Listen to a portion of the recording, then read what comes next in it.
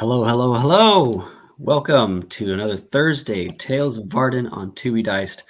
We're happy to have you here, and we have a new face with us this evening. But so that they'll kind of get eased into our process here, we're going to start down below and then work our way up over to Grendel, then Millie, and across finally to our new friend here. So, William, can you start us off? You mean I get to go first? Yeah. What? Well, look at All you. You're right. center stage. Howdy do, howdy y'all. My name is Daddy Tarzan82855 on all social media platforms. You can find me on all with that such handle. I play William, the captain of the Pale Lady, once cursed with a very dark past and excised by happenstance, and is kind of going on a journey of rediscovery. Of himself, I should say. No longer having to rely on his dark past to try and be a successful captain, he has to try and rediscover himself as a positive light as a captain. So it's gonna be fun. It's gonna be a great journey. On to you. Hello, my name is Taylor, also known as Nerdy Pinup Girl on most social media platforms, mainly active on TikTok and Instagram. If you like cosplay, D&D, Smashable Monsters, special effects makeup, you should totally give me a follow. Today I am playing the wonderful and fabulous 7-foot-tall green muscle mommy, Grendel Fialova. She is a half-orc barbarian who was raised by halflings and started on this journey trying to find her goth tiefling girlfriend who is currently residing in the pits of the abyss. And she is currently taking on a more serious tone than she usually does in order to try and make herself a better fighter to face whatever lies before her to get to the woman she loves. We'll see how this turns out. I'm horrified. Oh, and she might know where her parents are. Woo! It's fine. Everything's fine. Mm. Howdy, y'all. It is Lee Newcomb, please, playing Xavier, aka Millie, your party-friendly, unknown assassin of many cultures, as well as your local clergy, if you're religious in the party. He is my card-slinging Western warlock, paladin, cleric, and glad to be back this week from military service on last. And to start things off, because I missed it on last, fun Millie quote of the week. Best way to tell if you got a good man or a watermelon is till you get or until you thump it.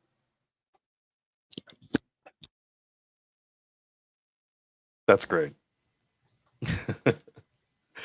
Hi, everybody. I'm Simite. I'm literally Simite on everything. I seem to have gotten the name all to myself on the internet, which is insane. I've been a DM for a very, very long time. Taylor can attest to this. And I'm excited to be a player for once. It's going to be great. And I'm playing, not telling. You can learn. Absolutely. Yeah. I love it. Yeah, it's always good to be on a different side of the table from time to time. Just get to use a little bit different part of your brain, and not as much of it sometimes. Or you use all of it as a player and you really stick it to the DM. So that's up to the players. But last week, there was quite a bit going on in Port Karashi on the island of Nen. We did some shopping where Grendel got some armor to beef up her ability to defend not only herself but others during their different battles and struggles that they seem to be having. They discovered that with Grendel's Lantern of Revealing, they could see the invisible denizens of Port Karashi, small flittering elementals that seem to be permeating the entire island. William got a message with some intel, which might be followed up on one day, involving a group known as the Midnight Court and different key individuals that are in key leadership places throughout the world of Vardin. They finally sat down to a meal, which they hadn't done in quite some time, and really enjoyed each other's company in a moment of unprecedented, quiet peace. They did some shopping around for jobs, as they are running low of money after fixing up their half-destroyed ship and hiring new crew members, as the last crew has kind of shifted out. About half of the numbers have quit. They've got mists, monster hunts, fight rings, and a charming individual, Rhizon, has tasked William with boarding the vessel of the Crimson Tide to acquire a few things, get rid of a few other things, and earn back the Sea King's Fang. So, we'll find out what the party wants to do once we play this little intro here on 2B Dice. So, stick around.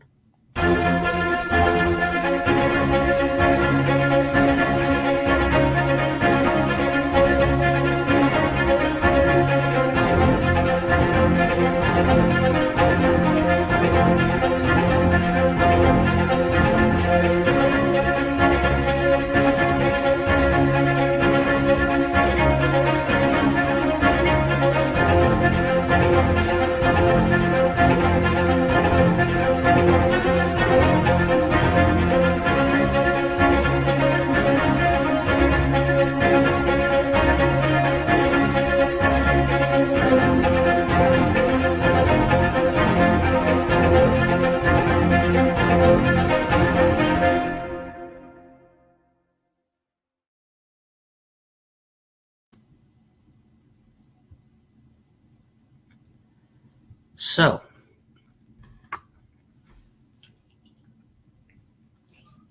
we are into day 2 of being in Port Karashi.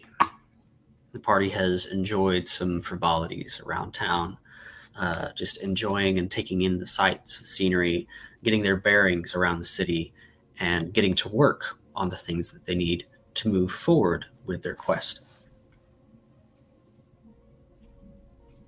The party split up initially.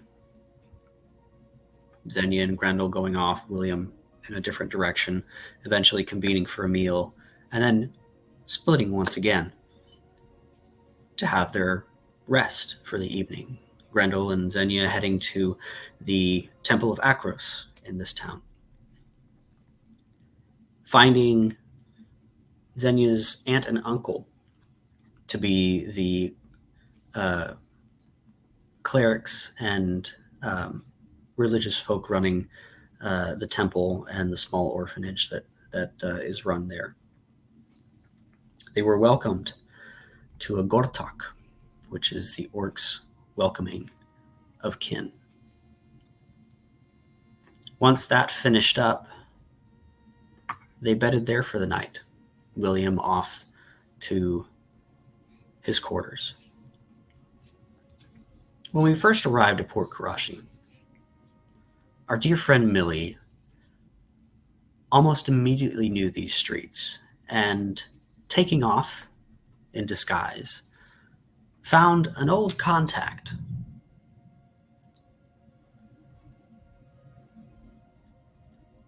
As he was led through the curtain that washed away any sort of disguise or enchantments, before him he found an old friend,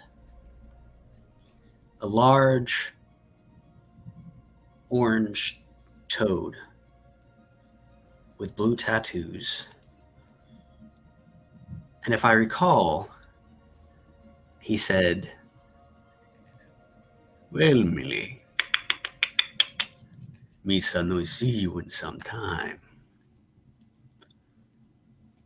What brings you to my doorstep after Prakrisa such long time?"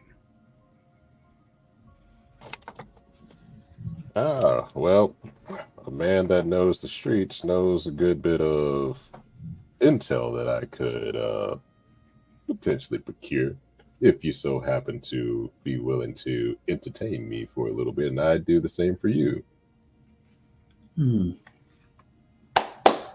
As he claps from the blankets and pillows, these other uh, frog individuals, female, all kind of rise and cover themselves with blankets as they make their way out of the room.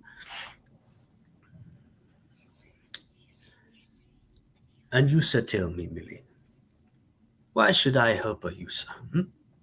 Why should Misa, Bosamadi, help a someone who owes me so much? Praise God, these. Ah, come on, you know me. It's Millie. You know, the guy that's good on his feet, good with his hands, and you know that I'm good on getting that info for you too. Hmm.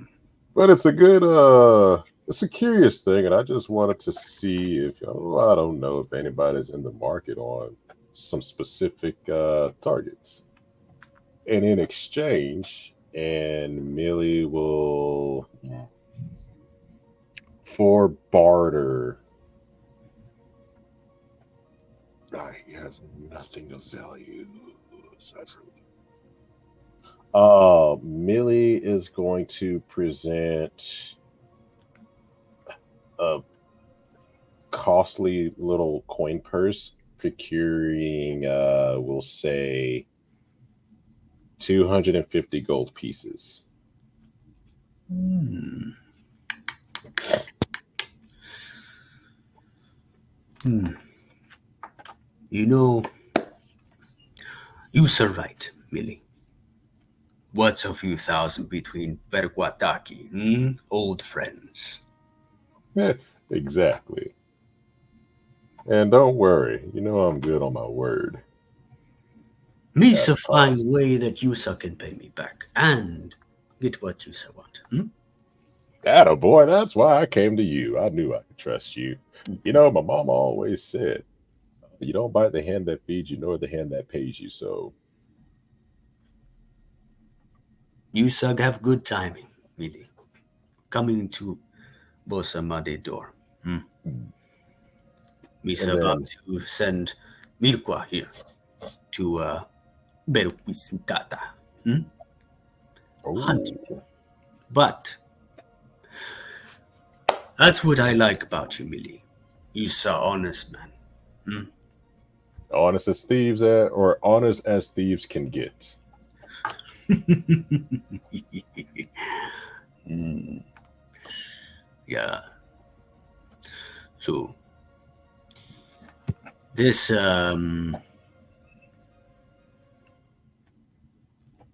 bourgeois kitty in town, and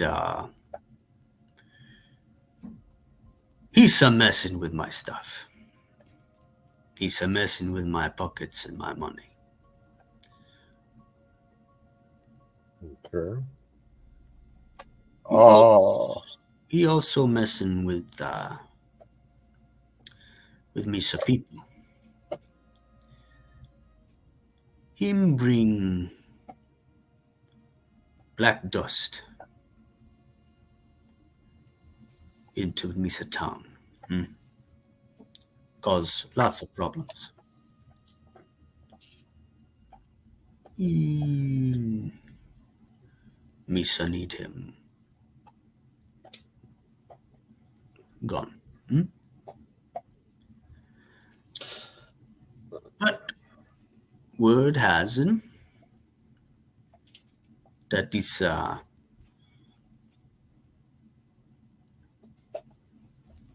this man have him some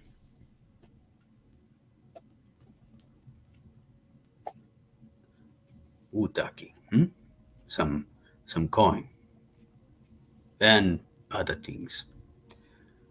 So his I need two things. Misa need him gone along with Droga operation and Misa need him treasure. Hmm? You bring Misa that, you get 10%. As long as you shall bring me white gem. Hmm?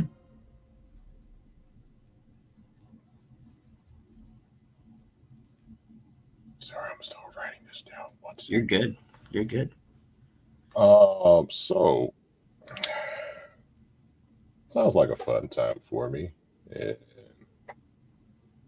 I'm a man of fun games, but need a little bit more info on this so-called target to get better acquainted. Not wine and dine, but what I enjoy going after my targets as if an intimate relationship. Hmm. Like to build trust, like to sneak in, like to get to know who it is that I'm after before letting them meet the sweet embrace of, well, death's embrace. He's called Fitza One Eye, who, as you say, one-eyed Fitz. Hmm. Okay. And then, He's a part of Scarlet Brotherhood. Hmm. In faction, he's called Red Dagger. okay. And where does he typically, oh, I don't know, hang out? Words is him's operation is northeast of Ireland. We on 49. 49 miles.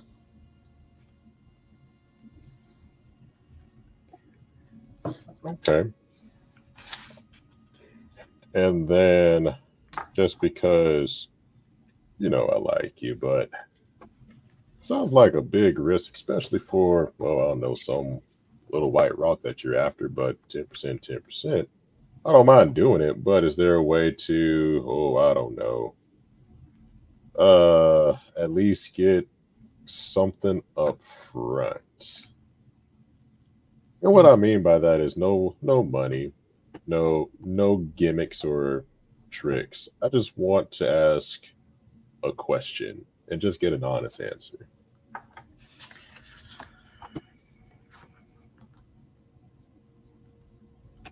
And then after that, I'll go right ahead and, well, make them issues disappear, as they say.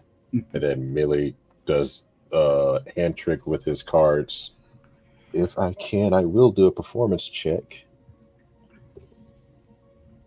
12 plus 9, so 21. Mm-hmm. Yeah, 21. What do you want to do? Oh, what I want to do with the cards? Mm-hmm. Oh, crap. So, air bridge and essentially make them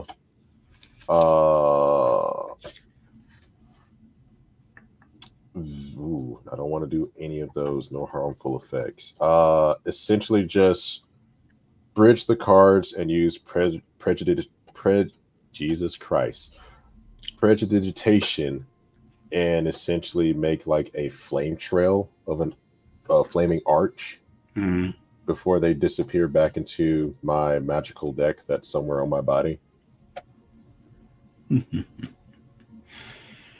Ask a user question.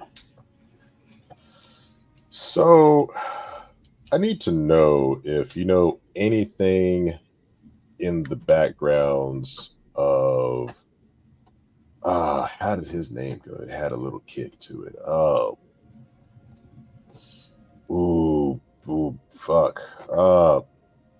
Charismatic guy. Goes by William, I think. The Bad? William the Great? Hmm. Yeah, I think William the Great. You know anything about that fellow? Right. Miss, no think so, but I'm gonna do an insight on that now. go ahead. Fuck. 12? 12. He seems to be puzzled, thinking through William the Great. What do I know? And then something clicks.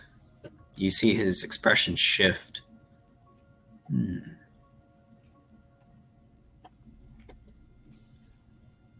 He surveyed one port I had my business in one time with Sovereign Navy. He's after pirates.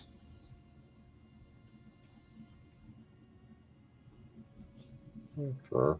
Never really messed with Boss Marty. So there's, Why you ask? well, a man of decorated military profession. I was just curious to see if there was a price on him. Price. Let's just say I may have come across him at some point in my travels, and interesting guy, but a man that is willing to undergo turmoil intrigued me. And a man with a name on his head has a target on his back. Misa can see. Misa look, do some digging. That's why I like you. Then Millie's gonna, all right, well, I'll go ahead and check out this one-eyed fist, as you call it, and just give me. You need to go see Miss Laurel. Do I know Rumors. if I like her? Is she You know, friendly? see, you just go see her. Rumor says One-Eyed Fitz Island very difficult to enter. Mm-hmm. She shall get you there safe. Tell her Boss Samadi sent you. Oh, somebody sent me. Okay. And then because Millie is tricky, DM, I will allow you to roll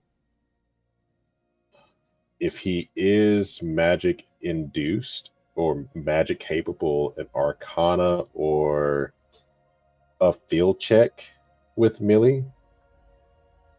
Or you can do a history check to see if he remembers how Millie operates. And if it's high enough roll, I can tell you. But essentially, Millie planted a eerie token in the bag of coin. That way he can keep tabs on yeah.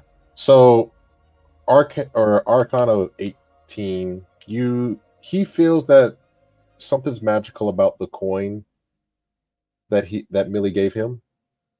And he knows Millie is a bit of a not a double operative, but he likes to dig his or put his nose in places that he shouldn't.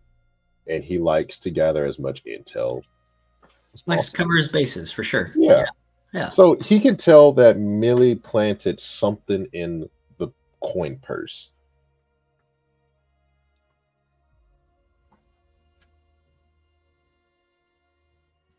Very nice. Millie's just going to give that cheesy smile of if y'all seen the anime all or not All Might, but My Hero Academia with All Might, he gives that type of smile. Eat this.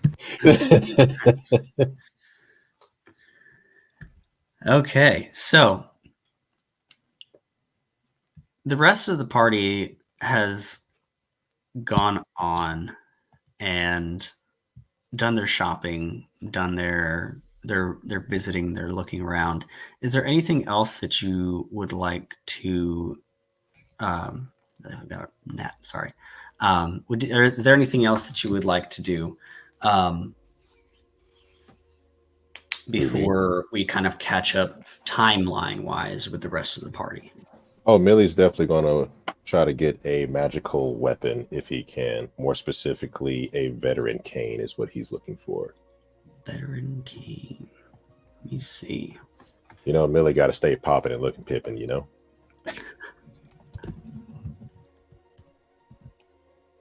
Okay. So, let me pull up what we got here. I need auction. Go. So you're looking for the Dragon's Hoard, which is a high-end auction house dealing in rare and magical items. So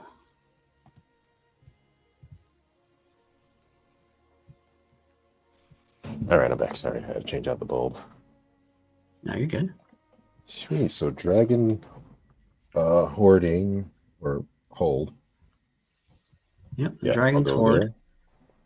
And So, then yeah. out of curiosity, So what all? Go ahead. No, you Go go. ahead. No, you go ahead. You're just greeted with a dragonborn individual named Seraph, and what would you like today? Need something to meet my fancy, as they say in the upper class of the echelon of bumfuck nowhere. But I'm looking for something that is incognito, as they say. Something that's under the radar but can be used as a weapon. A cane of some sorts, and I've Oh, shopping around.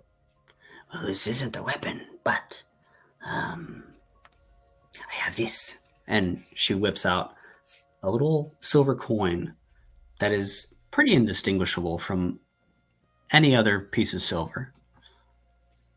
And she flips it. Heads or tails? Ooh, I like you. Heads. You win. Flips it again. Heads or tails? Stubble out with heads again. You win. Heads or tails? I want to do a perception on this. Okay. And I'm gonna call. Ooh, that is 20. Nope, I lied. 30. Okay. So what are you looking for? I'm trying to see if it's just sleight of hands in a sense. Okay. But I'm gonna call heads one more time. Okay. As you call heads, she flips it over. You win again. I think you've got onto this little trick. So this silver coin, when flipped, will always land on heads. God damn it. It's not sleight of hand. You realize that just in time to say heads as you win all three of those. Nice. So not a weapon, but it is, But I need something that I can defend myself with. And Millie kind of addresses himself. I'm just a small, middle-aged man trying to make it a living on the road, and all these bandits and mercenaries and assassins, it's just too much for a man of my stature and age now. I just need something to give it a little boost. as you're saying this and saying that you're more middle-aged, like getting older, I can't like kind of do this sort of thing. I will roll a deception if I need to. She has gathered a bunch of things as you're talking, and as you say, like I'm getting like hunched over and kind of just can't keep up with the day to day. She takes big old rusty mace out and goes, "Oh, doesn't need that one then." So she brings you a couple things. One is called the Peasant's Rod. This rod is a gnarled oaken staff. You can use your action to present the rod and command obedience from each goat, pig, cow, or sheep that you can see within 100 feet of you. Each target must succeed a wisdom saving throw or be charmed by you for 8 hours. While charmed, the beast regards you as its trusted leader. The rod can't be used again until the next day. So she has that.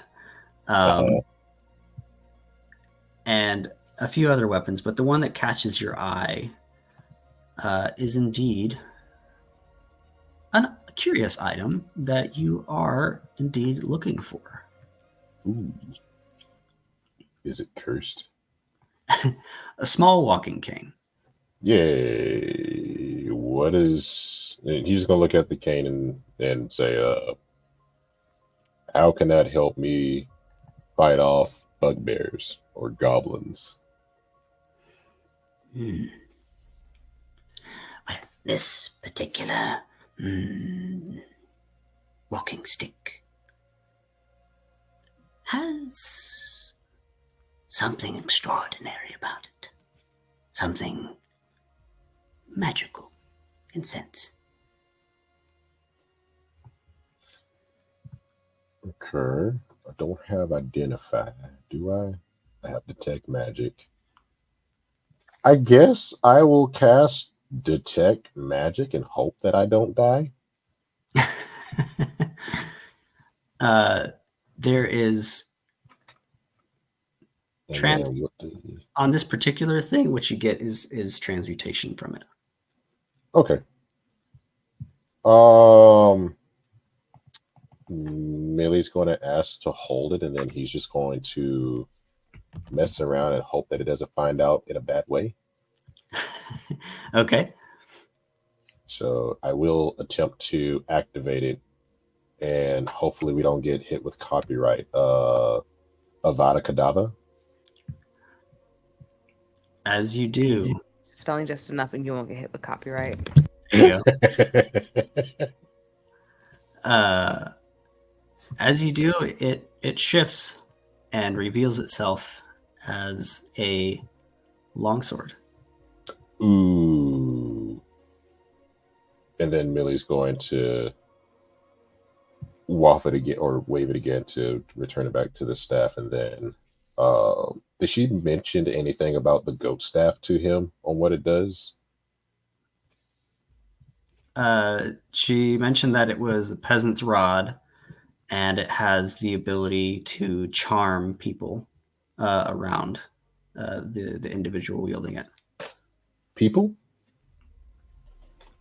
Mm-hmm. People and Millie will buy both of those. Both of those. Yes. So each one, let's see, the veteran's cane is 65 is what she's asking for. Okay. That one. And for the peasant's rod, she's wanting 120. Okay. He will pay her 185 gold in total. And he's going to bid her adieu. As he, for the entirety of trying to find the party, going to spend a short rest to basically bind the cane as his pack weapon. There we go. Okay. And then he's going to put the staff in his handy haversack. Or yeah, that's what we'll do. How can I find the party? While you think on that,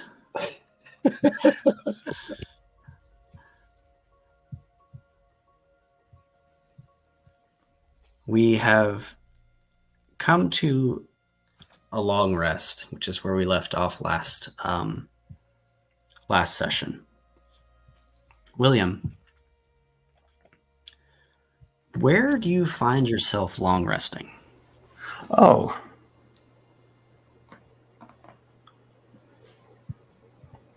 Where did we? Oh, this is after they had their dinner and everything. Mhm. That's right. I think he would have gone back to the ship. Okay. So after coming back from Rizon, you would have just stayed right around there, just Yes, kind of because pulling that over. I had also specifically gave Wagner the instructions to destroy the hull if I don't come back in an hour. And I was like, no, don't destroy it. We need that thing.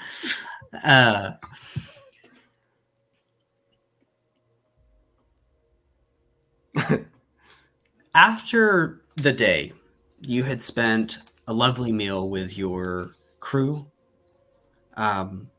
seen a few of the sights, had a bit of a turmoil in the city of Grand Soren as the beggar's bottle was burning down.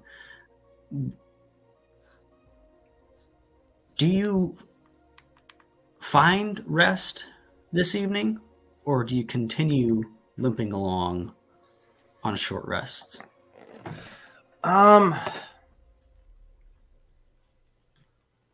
The first night was the biggest issue due to the absence of that lingering presence that Billy presented. Mm-hmm. It put him on edge. It reawakened his flight or flight response, because he didn't have that background noise to rely on when shit does hit the fan. I would say this night is probably a little more restful now that he's come to terms with Billy being gone. I'd say there's probably still a level of unease, but he's not on edge like he was when they first arrived here. As you find your rest for the evening, heading into the second day in Port Karashi,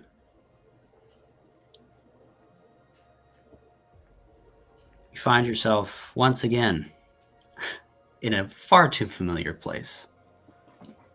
Here we go.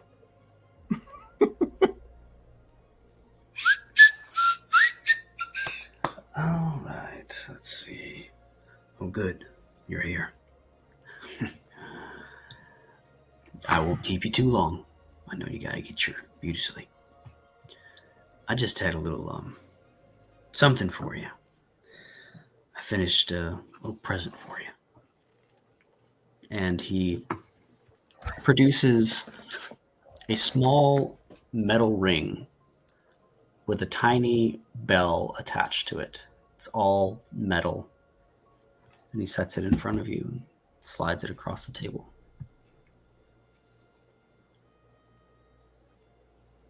Figured out a way for our little friend here to maybe be of some fucking use for once. Damn. I'm assuming he's referring to Billy. He's referring to Billy as he kind of nods over to the lantern that hangs now in the tavern. This should get you a little bit of a benefit in any sort of subsequent battles that you might be having, and further both our goals towards more power. All right. Let's see. So you just give this little bell a ring, and old Billy Bones will show up for you. Now don't worry, he's still in the lantern. He ain't gonna do nothing to you.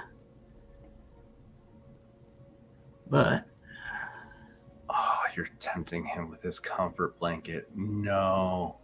he might just help. But that's up to you.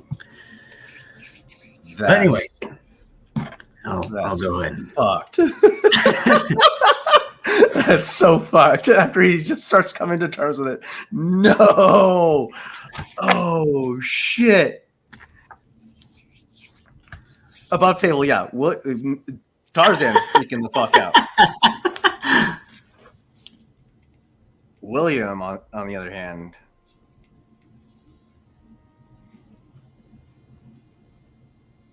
yeah, he's already started to come to terms with it. So he's kind of taken aback. The resilience that he once used to rely on, kind of starting to show through now that there's not that lingering darkness in the back of his mind constantly.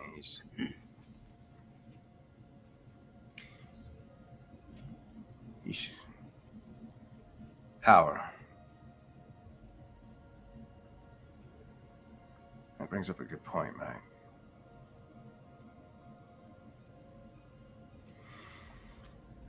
I have a question for you, Calvin, if you don't mind.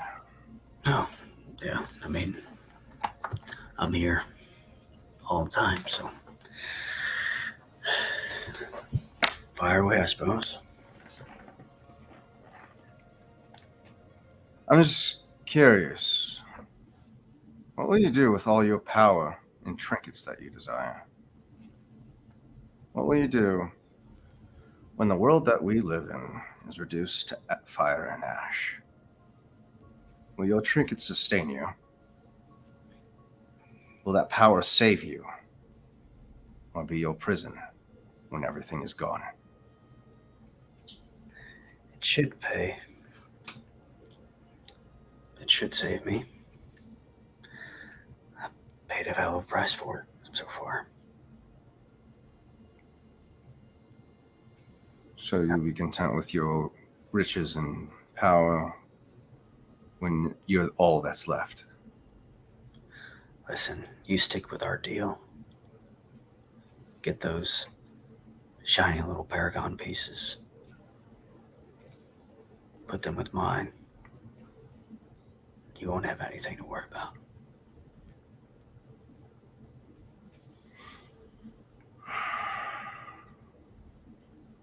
Forgive me. I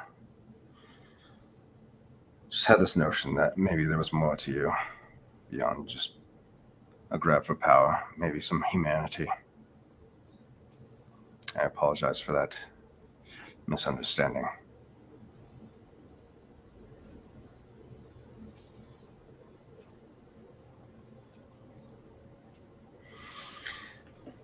Is there anything that you care beyond these trinkets out there? A loved one? Family? A son? A daughter? You best tread very carefully with your next words. I'm just trying to find common ground with you, mate, because I do have a son here. I'm just trying to make sure he survives.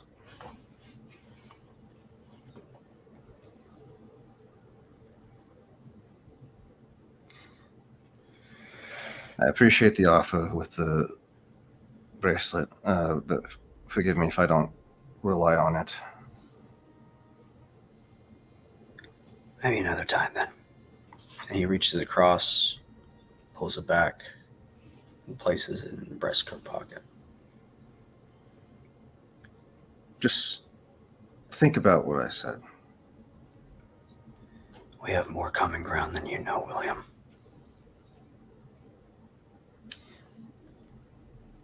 That's what gives me hope, mate. Whatever you gotta do to keep going. If it's hope, hold on to it. But don't be afraid to use hate and revenge. They'll get you a long ways. It did. It used to.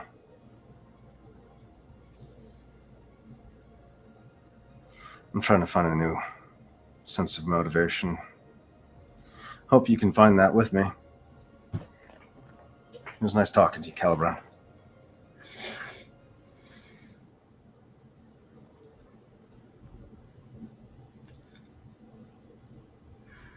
You see, go ahead and make an insight check for me. Please be a nat fucking 20. It's a nat 1. I fucking jinxed myself.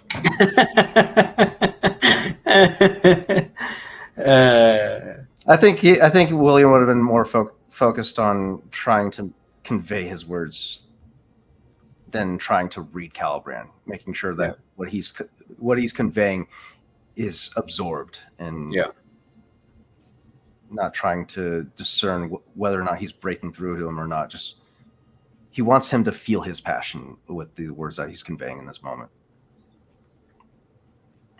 You feel as though your words have been heard, but at this time it doesn't appear that there's much of a reaction from Calibran. This might be something you need to chip away at more over time,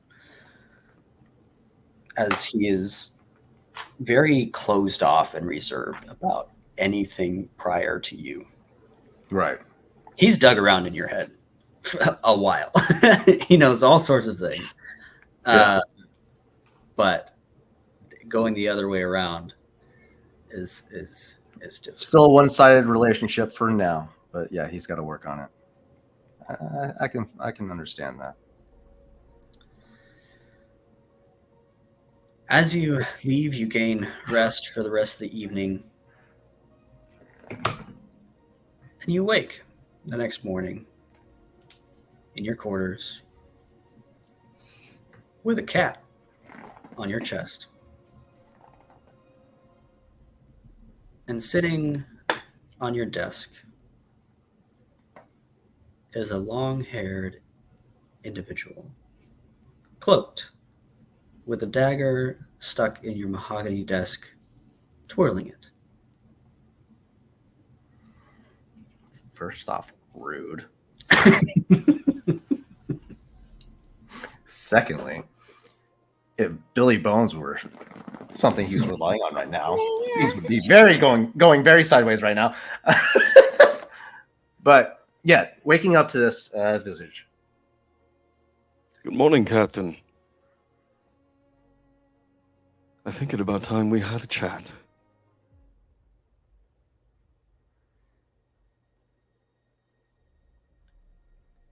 Just begins to feel around for both Ivara and Nadia, making sure they're by his bedside.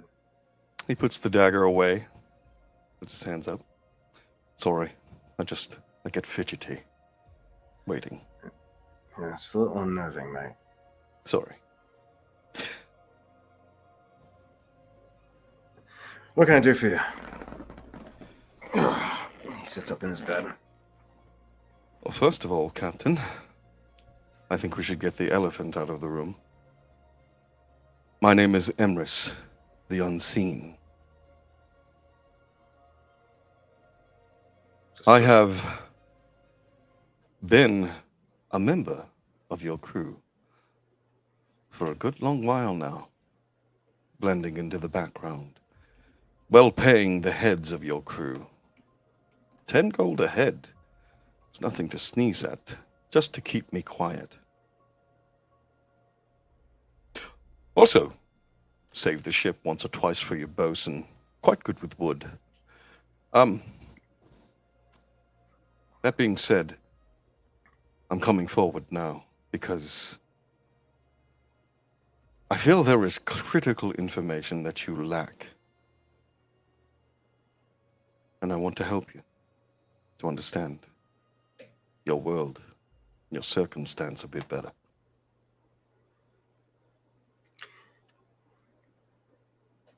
Interesting proposition, mate.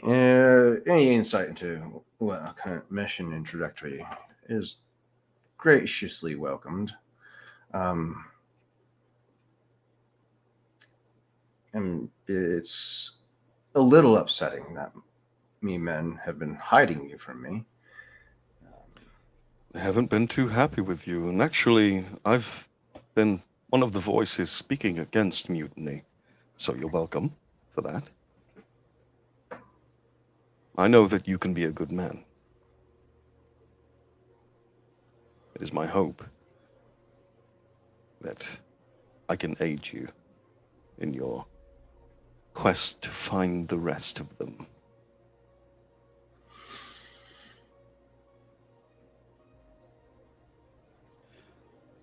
But the critical piece of information that you are lacking is that you're running out of time.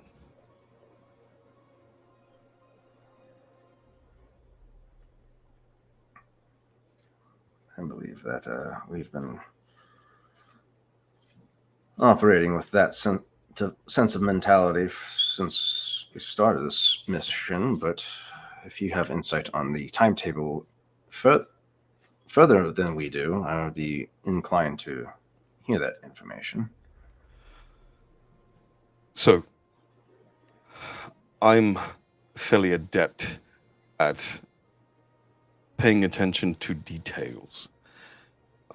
Timing, especially, is a critical component of this magic that is happening. The weave is pulling itself apart. And the way I know this is because these periods of lacking magic, these periods of, I call them downtime, they are becoming more elongated in time, that they are occurring, and more frequent as the days grow on.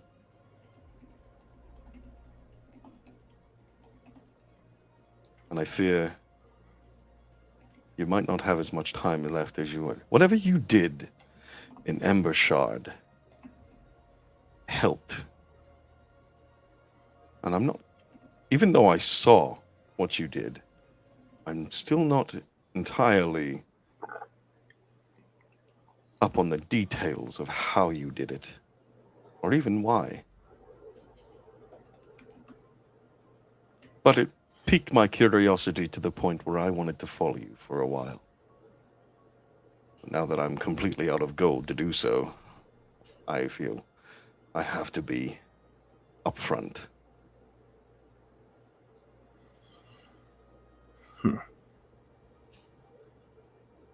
And pray tell, what services aside from this information do you provide?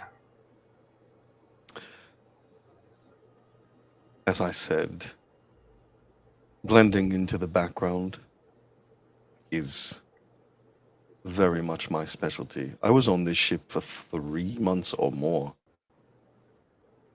and you never noticed, even though you hired new men to come on the crew.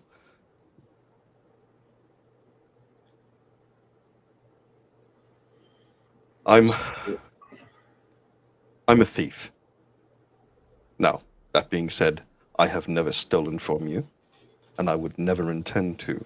I could have taken the shards at any point during these last 3 months, but I have not. That should garner some level of respect, I think, or at least a tiny bit of trust.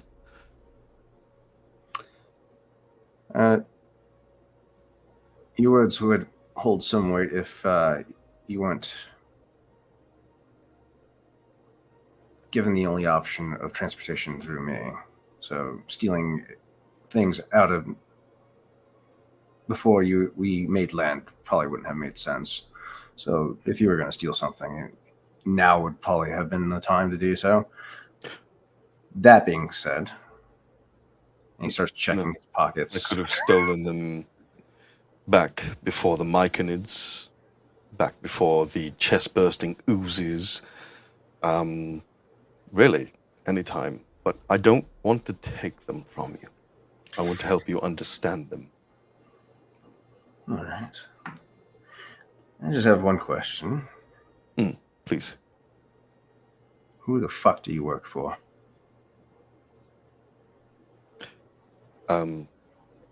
Not sure I understand. You have to have some organizational tie to have this type of understanding of the mission that we're on. Oh, sorry. There's a bit. There's a bit. I noticed all of you in Embershard close whatever rift that was. You piqued my curiosity. I heard the stories from my mother. So you don't work for Luna, that About fucking paradise. myriad bastard. You don't. No other organizational ties. Fucking the Vent. No, nothing like that. If anything, Captain, for the last 3 months, I've worked for you. Definitely rolling insight.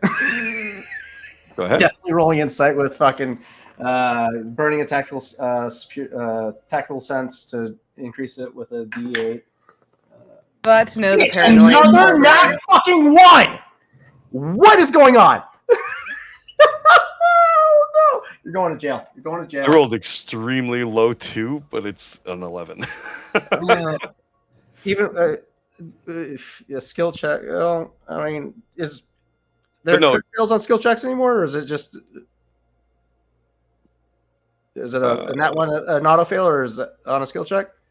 Because I could still probably beat it. Can't roll lower than a 1 ever, and you can't roll higher than a 20. I don't know. All right. I'm gonna still burn a tactical sense to see if I can at least beat what he rolled. So nat 1 plus my insight would have been 2. Fuck. I don't even think I can beat it with that. That's my tactical, my superiority die. Is it a D8 still?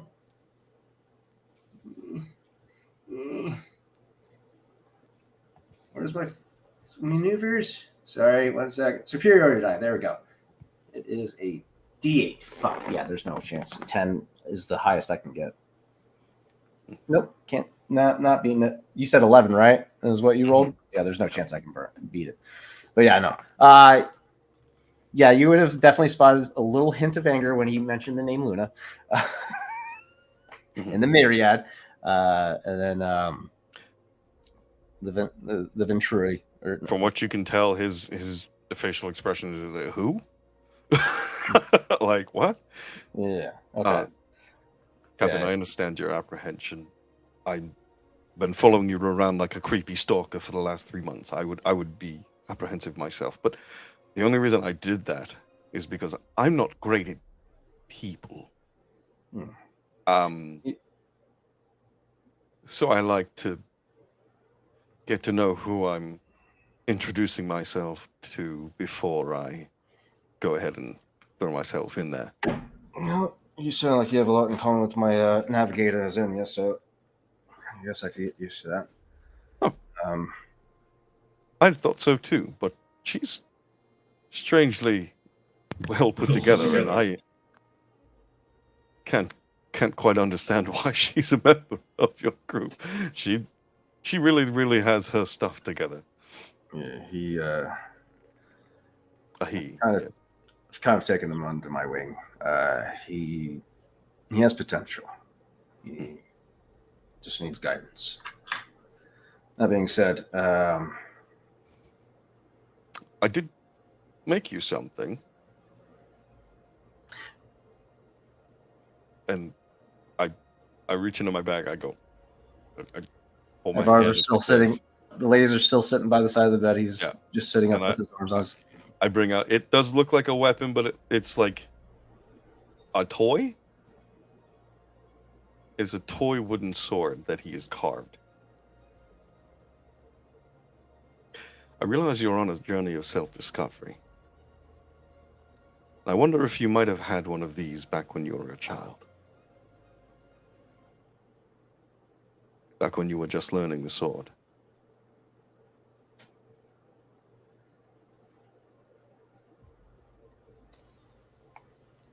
I wonder if you might take this one, hang it somewhere in this lovely captain's quarters of yours, and every time you look upon it,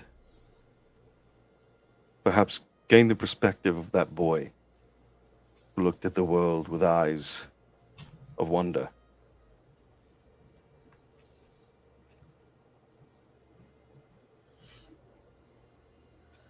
who maybe wanted to fight for something good.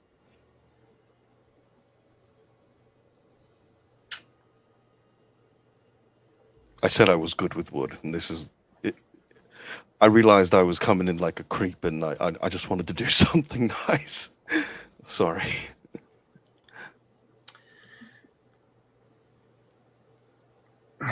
That's it's a What lot. was your father like, William?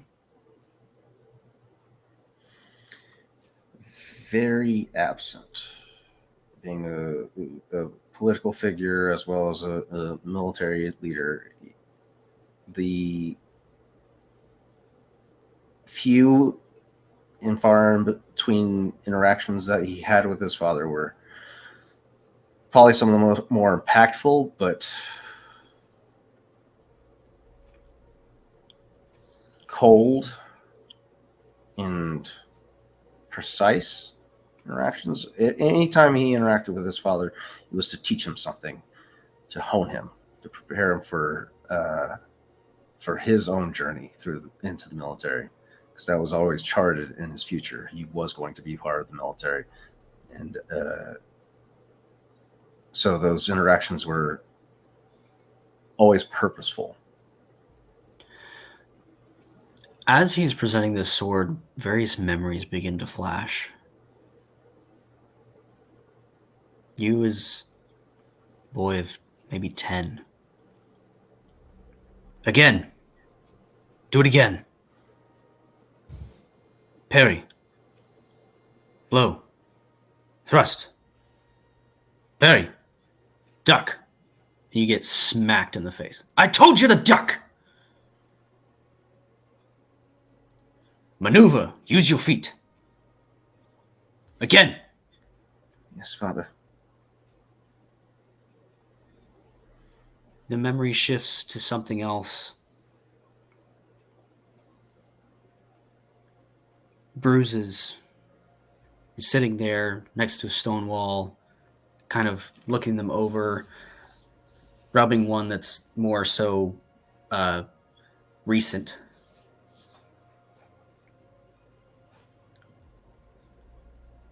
Who did that? It was a training accident.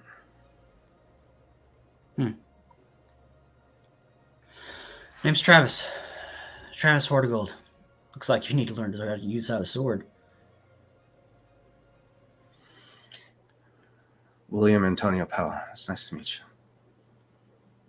Hey, you want a sword fight? Like for fun? And I'll play pirates? My dad's got a really cool like wheel up in the attic. Could sail our own ship. Take on the world. Find treasure. You ever read about Calibran? He's my favorite. Funny story. My father is the one hunting him down. Or he told me stories about hunting him. Wait.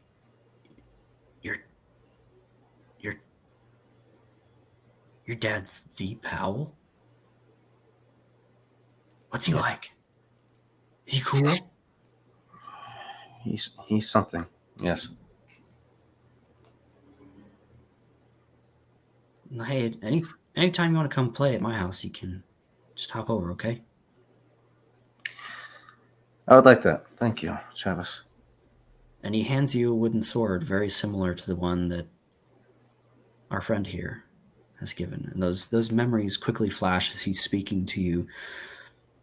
Various interactions that he's telling you, find your self-discovery and these memories that are tied, this bittersweet things, the harshness trained by your father and the friendship that you found through the same object.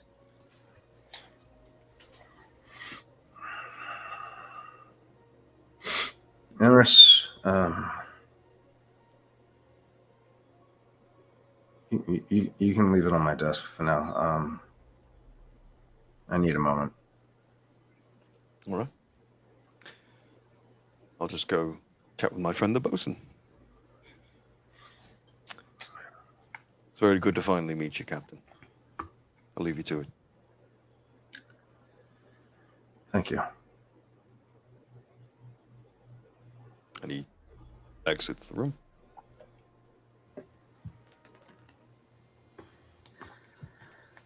As the sun rises on Port Karashi, the shadows begin to lose their length. And the day is yours. Millie, you could have returned to the ship or find the party in any other sort of fashion. Grendel and William are on opposite sides of town, and our new friend here is on the ship with William. So how would you all like to tackle the day as we begin? I believe William was privy to where Xenia and Grendel would have been. Yes, they'd be at the Temple of Akros, yes. Right. So that would probably be his trajectory, being the nature of that he operates under. He would have been early to rise, start making his way through town to meet up with Grendel because he doesn't like leaving her alone, or at least her and Xenia alone inside of the city. Very well. Emrys, would you... If not invited to go, Emrys tags along. Okay. At a distance. Probably still feeling a little tender or sore, I should say, about. Yeah, he will subtle spell disguise self if needed to just blend in with the crowd. Okay. No, it's not. Millie, yes.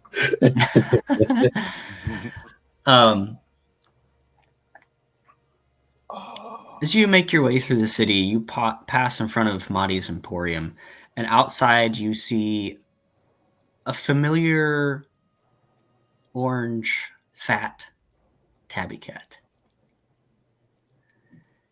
Hey, you should come and shop at Pasta Mahdi's Emporium. There you go. Yeah, magical things, all sorts of crap. Shit, I hate this job. Hey, William! Over here, man!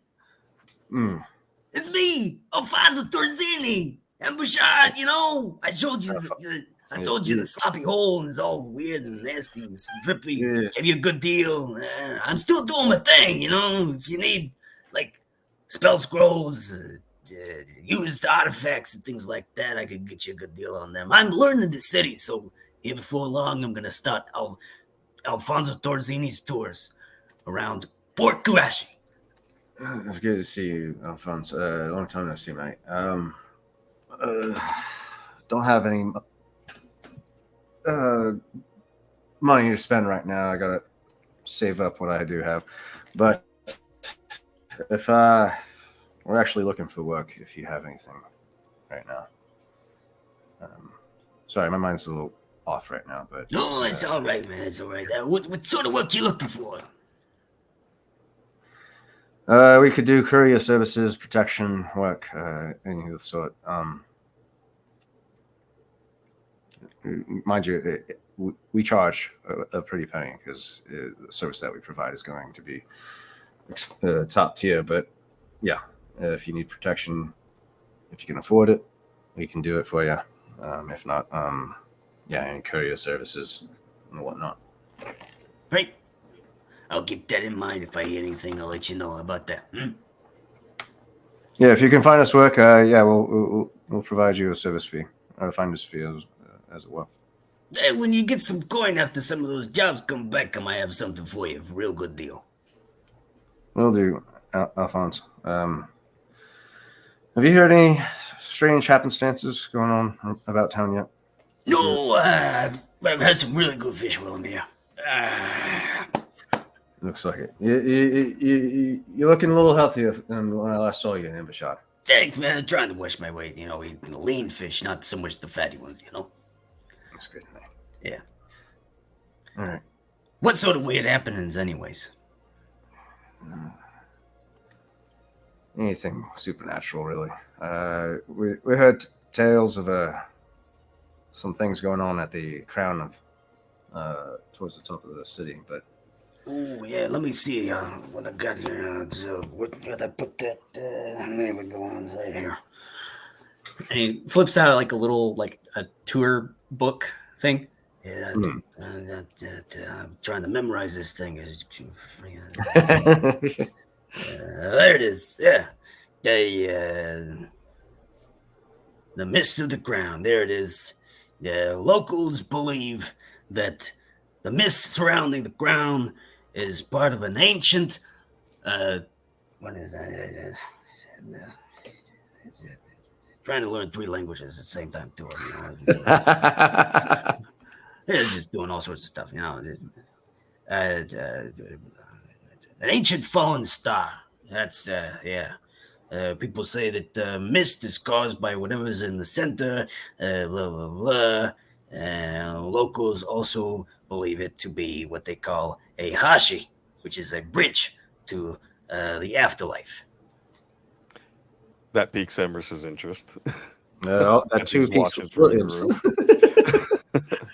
So yeah, that's pretty interesting stuff. I should read this more. Appreciate the information, Alphonse. Yeah, if you could keep your ear to the ground, let us know of any strange talks in regards to this hashi or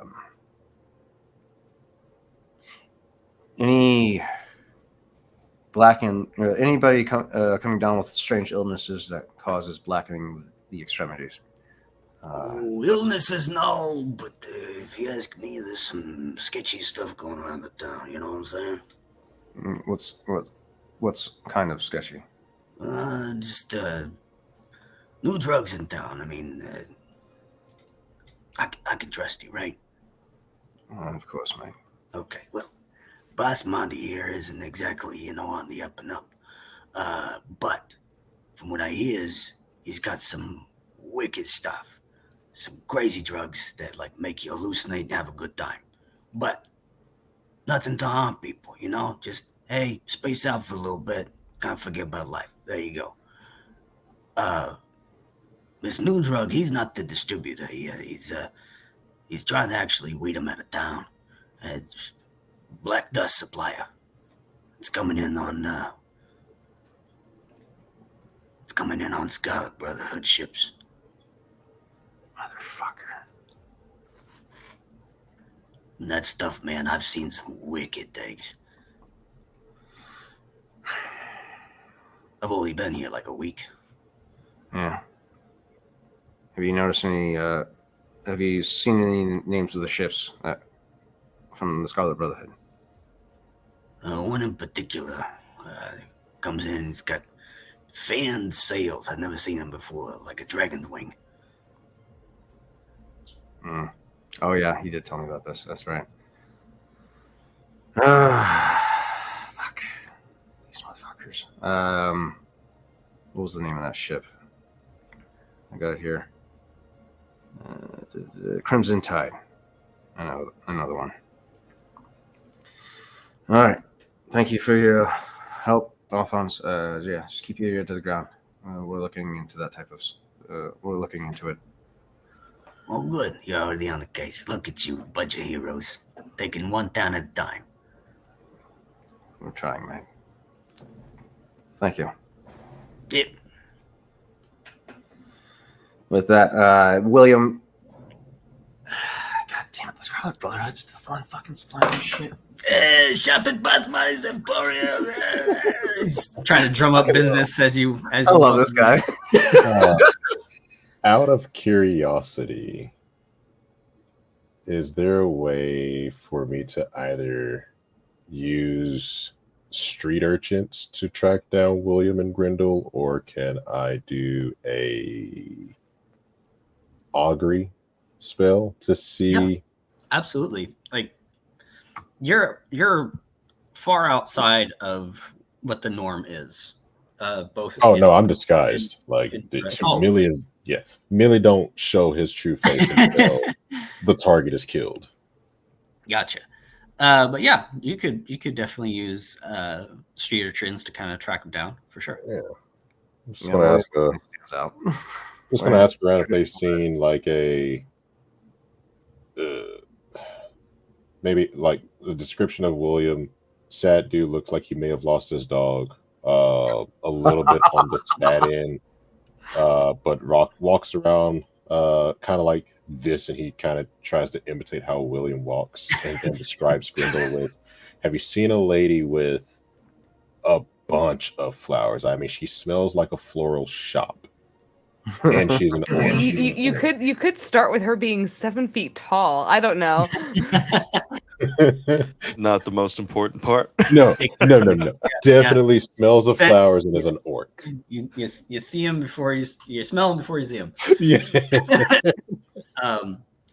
True in both Yeah. cases, apparently. Through your through a network of street urchins, you get the gist of an individual, sort of like William. Around the port, there might be a few people that fit that description, but there's only one that fits the description of the orc you're looking for, and they tell you that she is staying at the Temple of Ekros. Sweet. I give them, how many are around? Like 5 or 6 of them. I give each of them 5 silver pieces. Whoa. They scamper off for their next Huge. For the next con. Huge money for an urchin.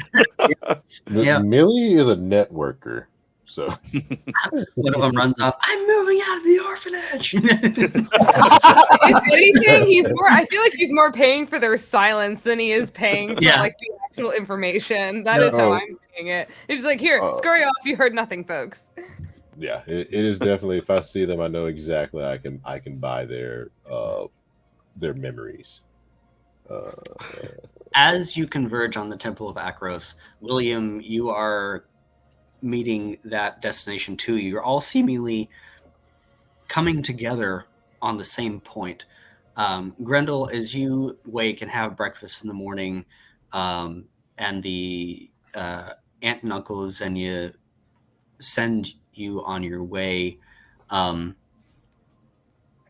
Xenia tells you that she wants to spend a little bit more time with family as you guys are still getting settled in Port Karashi, but come and get him if when you guys head out to go deal with any sort of monster hunting contracts, that he really wants to be there for those sort of things. And I believe Xenia had said it before, there's something else. It's not the monster's fault. Something along those lines. Yeah. There's something else going on. It's not just as simple as it looks as a monster attacking. There's something else that is happening here. So I need to.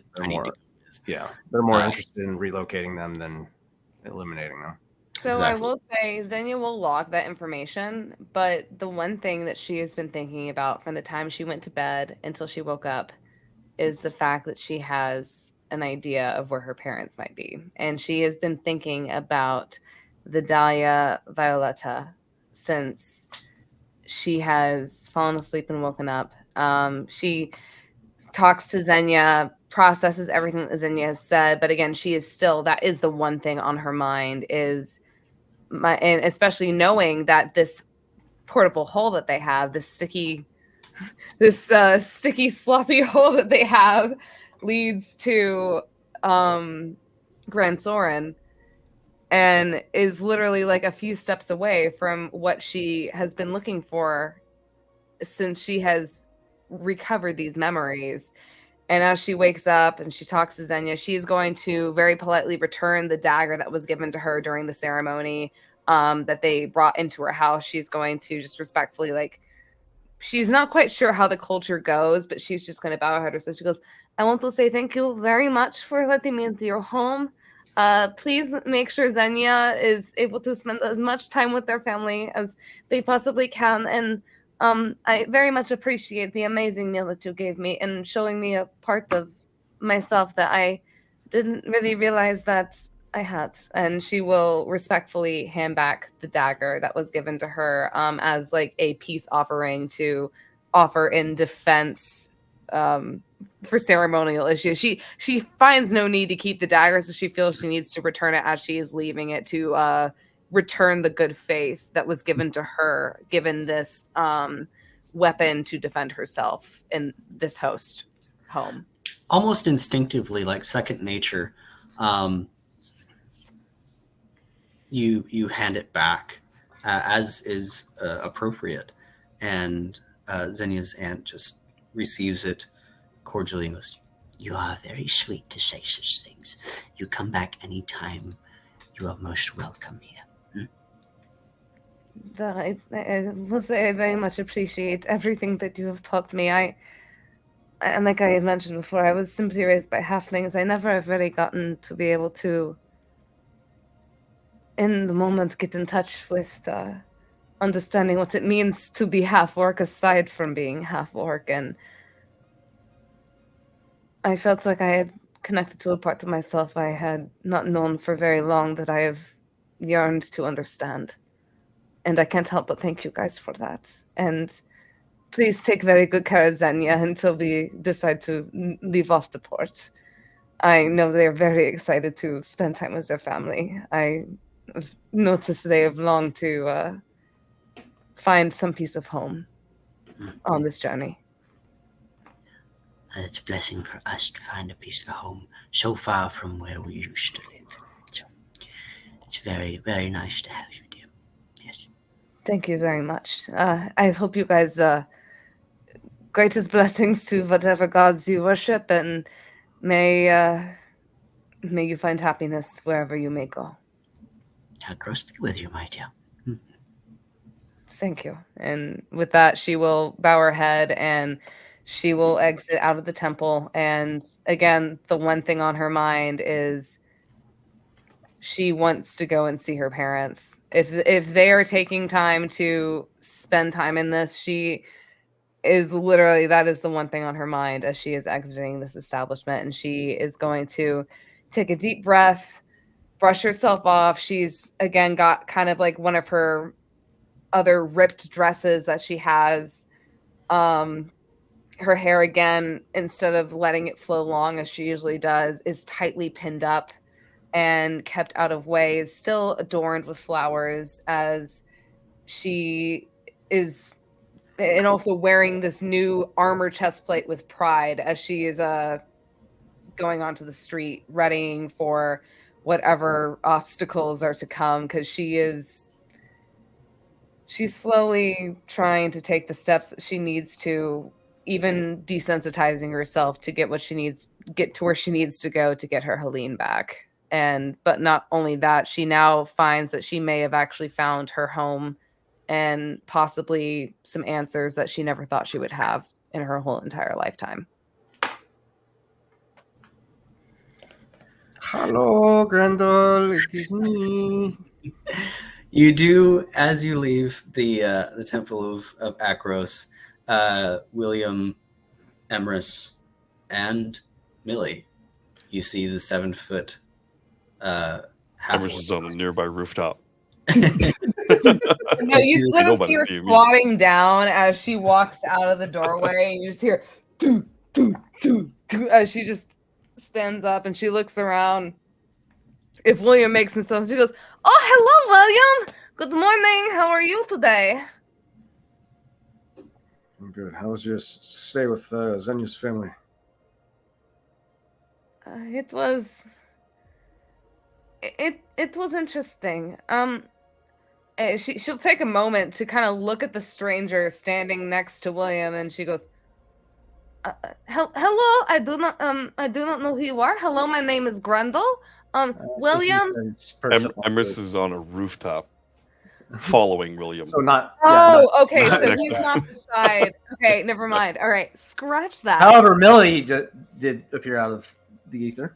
Okay, so Millie is beside William. No, Millie is disguised. You just see this decrepit older man with what looks to be a bird on his shoulder. Okay. Does he look like he's begging? Oh yeah, he looks like he's hard begging. Grendel will give him a gold coin. Great. The moment that I touch your hand, I am binding the tides between us, and then I just walk off. What?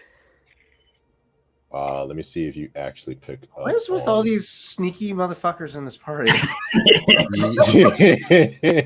You're trying to make up for a sneaky DM. Yeah, let's see, ties that bond as an action. I touch one object or creature and magically tie a strand of fate to myself for 1 hour or until I use this feature. And I'm willing, you actually might be unwilling, so you can roll a wisdom save real quick if you want to resist it. I will say, and I'm gonna be honest, Grendel probably isn't even going to be like thinking of any sort of defense. I feel like she might like feel like a weird vibe, and she'd be like, "Oh, maybe he Autofill. just smells weird." And like, I honestly, I don't feel like her wisdom is so low. I know for a fact she's not going to pass, and if she does, it's still probably not going to be whatever DC that you have.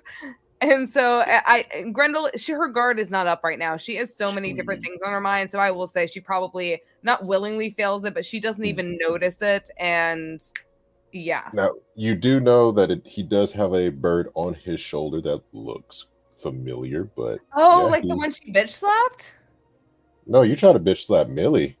Well, yeah, but first she pet the bird before she bitch slapped Millie. Yeah, it still looks like that bird, maybe. She wouldn't fucking know the difference. Mhm. I'm gonna See, There's be a lot of honest. birds out here. Yeah, he It's thinks. a burb. It's a burb. She wouldn't know the difference. She would just be like, "Oh, this person needs help. I'm gonna I just left a temple. I'm going to like." She's feeling the hospitality, but also Grendel that is just how she is. So she'll just drop a gold coin. She might feel like a little bit weird and just be like, "Oh, okay," and then just like go on with it. I don't even think she would really notice it if I'm gonna be honest. Her wisdom is that low. Yeah, he'll thank you and just marry or usher on my merry way, and then um by chance, Sai, are you actively stealthing? I am actively stealthing in the area, and I'm watching these two like a hawk. Cool. And I'm Well, pretty adept at magic, so I'm wondering if I noticed that whole exchange. now if you're looking at me, you can roll an intelligence save investigation to see if I am a disguise or something. Investigation. DC is Nah. I'm pretty far out. all right. So yeah, he just moseys on, and he's just going to bank around the corner, hopefully out of sight of Sai, and just basically I'll say it's been an hour. Hopefully he is out of sight, out of mind, and then take on a new face. Which, as he kind of sees that whole exchange and he can't like see it because he's not close enough, he just gets annoyed, grabs his grappling hook like out of his bag, Oh no. grabs onto like an anchor point somewhere in the middle of the street, and swings down, releases the grappling hook, pulls it back to himself, and takes on a face in the crowd. Got two sneaky motherfuckers out here, Will.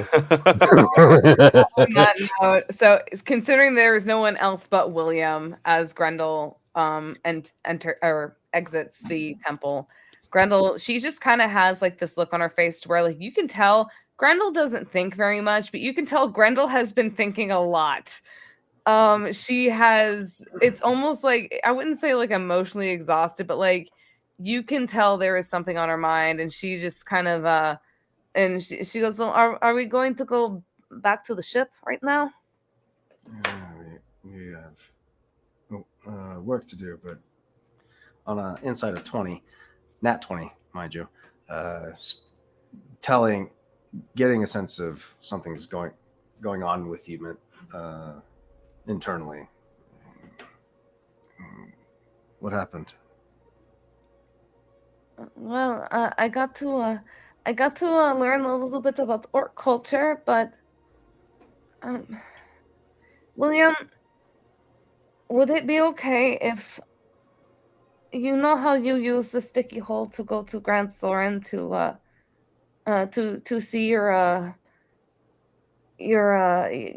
pretty gem of the sea, your jewel of the sovereign? I remember. Well, I think I might have, while I was talking with with Zenya's auntie and uncle, I think I might have found where my parents might be in Grand Soren. It's called the Dahlia Violta, and apparently they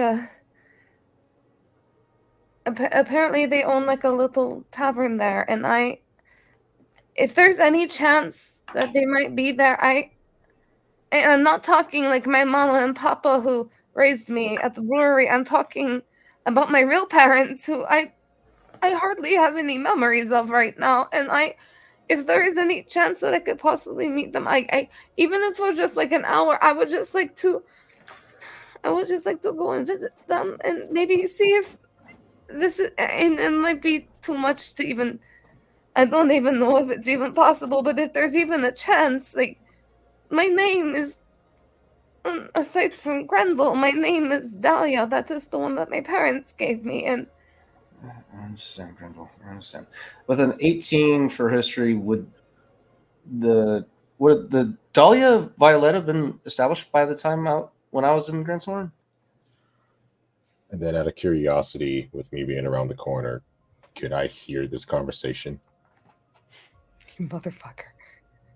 Yeah. I'm standing right behind y'all. You definitely could have heard it if you were sitting here with us. Come on, get over here, goddammit. You sneaky. So the question is, are there people around? Yeah, there's people walking around doing their day-to-day. We're acting like we're bring vegetables discussing to the top table. secret There's- information. It's just family discussion over here. Yeah. Yeah, this is family reunion. See, you got an assassin in a busy city. That don't work. Yeah. And as busy as it is, it still seems very meditative and thoughtful and peaceful. Not Would you say demure? Demure, cutesy, cutesy. Shut up. very demure, very cutesy. You shut up. I know what I can do for It's this. very mindful. Oh So- God! I love this so much. I guess what Or I that I would just do to help out with the party and be involved is I'm going to turn the corner and look exactly like William and then approach. Ah, brother, I see you're back. I don't fucking like this. William, That I'm way- gonna disguise self again and look like William. Do we have triplets? Triplet. Oh, brother! That's not inconsiderate at all. Grendel is just gonna straight look at all like both of them and just be like, William, I know you had a son. I didn't know you had brothers. A brother. This is just like that meme in the multiverse where all three of us are pointing at each other. William. Only two of them would be pointing visible frustration on William's face right now. Your mother must be a powerful woman. Hi, new There's only one- person. Who's this handsome fellow? Sorry, I couldn't resist. It was too good. I appreciate it. And Well- I'll drop form. And Thank you. Oh no, Yeah. I'm not dropping for him. I'm sorry, William. sorry, I followed you, Captain. I didn't get the invite, so as I do, I just. It's fine. Myself. Please don't take my fucking face again, mate. William, who the hell is Sorry. this guy? Why did he look like you? And why is your brother here? I don't have a brother, Grendel. These, I'm assuming Millie and apparently a stowaway, Emirates. That's fair enough. Millie, when did you fall into a container of bleach? Are you okay? Ooh, shit. 1 second. Damn! I just got that just now. Fuck. Ooh. Somebody's getting canceled. I'm sorry, was that too much? No, You just no, it was muckled him. beautiful. You just caught me off guard. Oh, that was beautiful. I love every bit of that humor. No. Grindel, you know me. I have to operate under wraps in settings like this. Well, then why are you not bandaged up? Are you hurt? Do you need bandages? Ooh, I can make so many punches at William right now, but I just can't because he's paying me. No, I'm not hurt. I just wanted to be able to converse with you all. Well, why do you have to converse with us as William? That's a question. Being a beggar wasn't the best choice, and I figured to best stay under notice of who I really am. Inconspicuous? Because that word, yes. Incompucuous doesn't mean anything when it comes down to it. Well, I don't know what that word means anyways, but I think it's really confusing when you dress as William. Well, fair enough, and I do there's like no that. one that can copy my ladies here, and you just. Either way, the both of you, it's very lovely to meet you. I'm Emrys, the unseen. Right. Yeah, do you look familiar? I might. Been around for a while. Can Grendel do a I want to do my favorite role. Can I do a history check to see if Grendel like even just like remotely recognizes him whatsoever, or like maybe a history and an insight check mix? I don't know how that would go. Either way, it's gonna probably end up bad. Definitely going to do a history because I feel like I know this guy, but I probably don't. Ooh, I definitely. What would be your call for that, Chris, for Grendel? Because she obviously would be more concentrated on like the weapons and stuff. But if he's been on the ship for a while, I feel like, especially considering shady Kronk voice, what's his face? Drunk. I feel like if I disguise I myself hate as that one, I would motherfucker. die. I hate him so much. I could say it'd be a history check to see if you remember seeing him aboard at some point or another. Should I roll a stealth check for how good I was blending with yeah, go ahead. That's a flat 14. Okay. So William does the cool trick with his weapons out of curiosity, yes? Oh, yeah. I do the same thing. No, you fucking can't. No. Disguise self allows me to make myself, including my clothing, armors, and weapons, look exactly what that character has. But they don't operate in the same capacity, do they? They don't. No, they don't. No, they don't. The moment you pull them bitches out and try to replicate my ladies, I'm just imagining William's eyes, like William watches Millie just pull the same shit as William, and William's eye just twitches. That's the only thing I'm imagining. That's how Grendel can tell them apart. Is like the rage that's coming off of William. You want to copy me, mate? All right. Just fires the two of them off into the air, like. William's been on edge for so long, he just needs an escape point, and Millie's just here to receive it.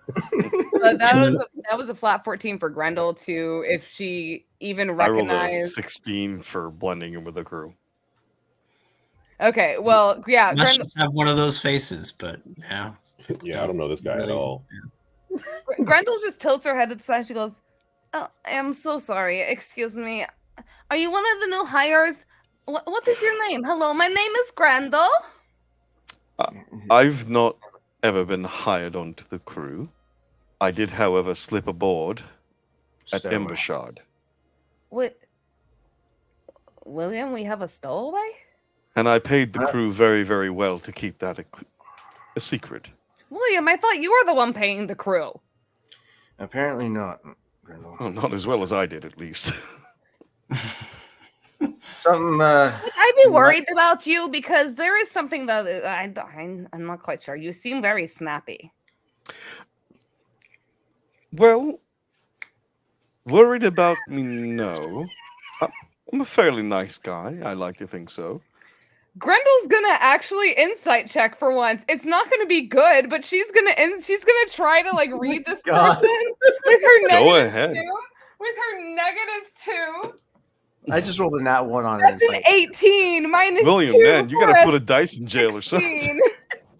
Well, not now. I'm saying when I did the insight earlier. I Yeah. rolled That would be a 16. 16 Look and at that. 18 minus 2 for Grendel. So 18 minus 2? 16. Yeah. He generally does consider himself to be a pretty honorable and nice guy. He just doesn't do people very well. He's very much like Grendel is going to step up to this guy and just Oh, hello. again, like just There you are. towering over him. She's going to kind of just glare down at him and she goes, "Are you here to fuck with what we are trying to do, or are you here to help us?" I'm here to help you, and I offer my gift to you.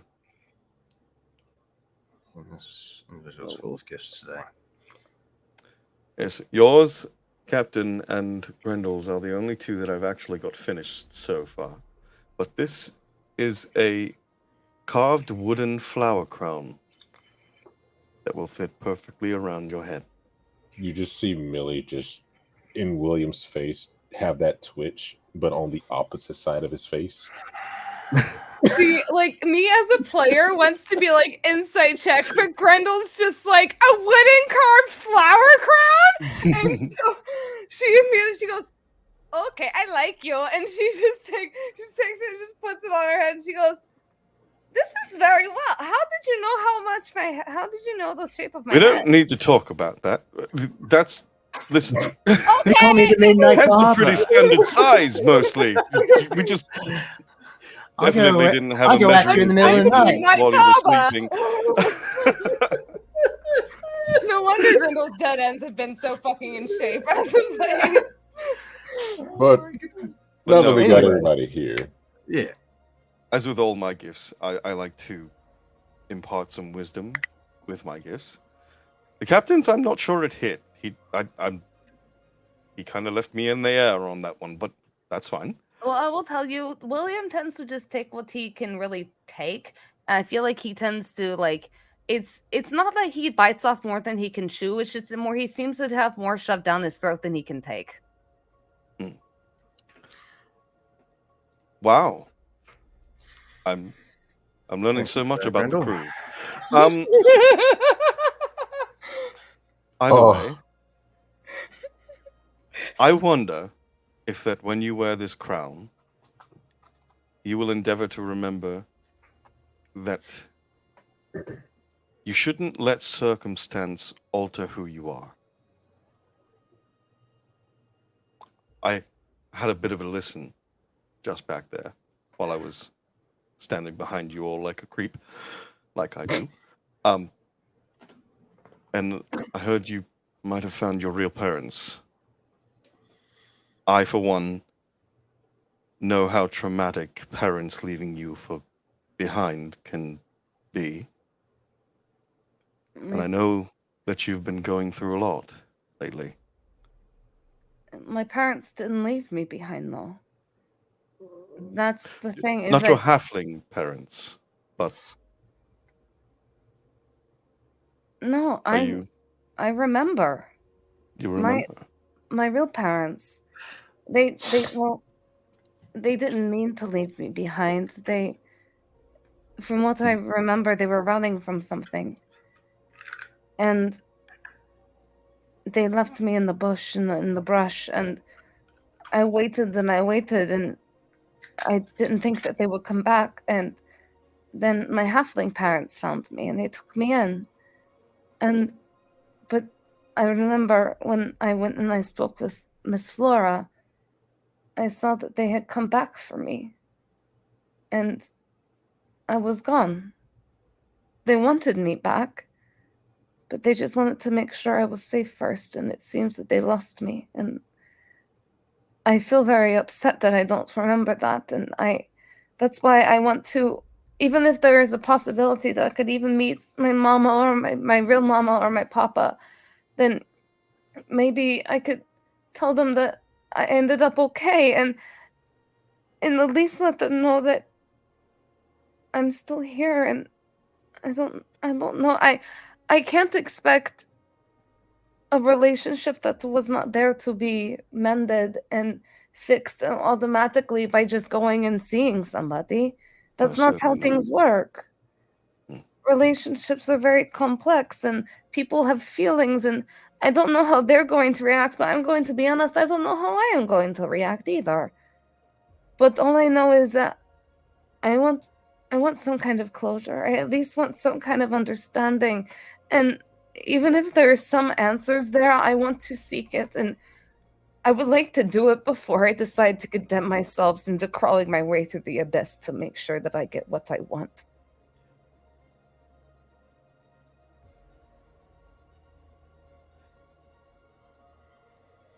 Don't get Well- so lost in the circumstance in the journey that the person who finally rescues that woman you love is not the person she fell in love with. But the person who I am is not enough to get to where she is. I think it is. I think it's more than enough. And I think with help, we can all get you there. Without you having to change too much.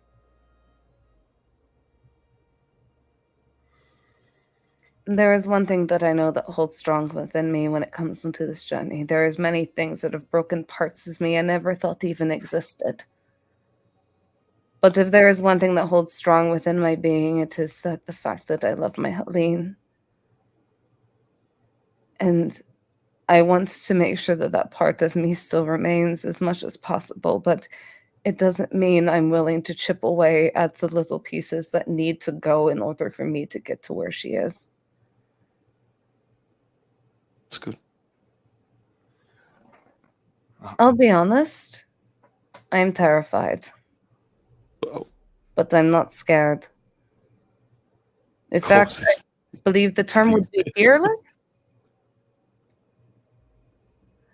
Well, you can be scared. It's fine to be scared, but to be fearless is to be scared but still do it anyway, right? It's courageous, I would say. Bravery. Well, that's what I'm doing. Well, And it's the same with my parents. Hmm. I might be scared, but I want to do it anyway.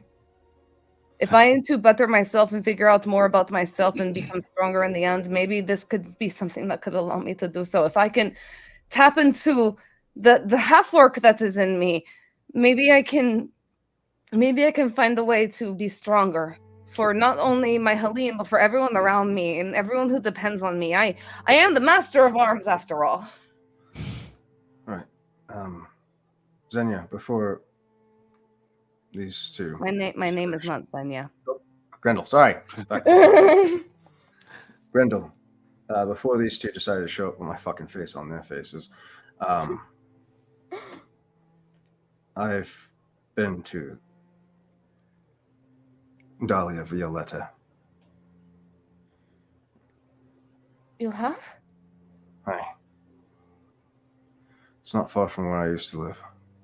Do you remember any of the, and she's gonna pull out the drawings that Xenia drew out of her describing her mother and her father, and she is going to show them to William. Is there anyone like this here?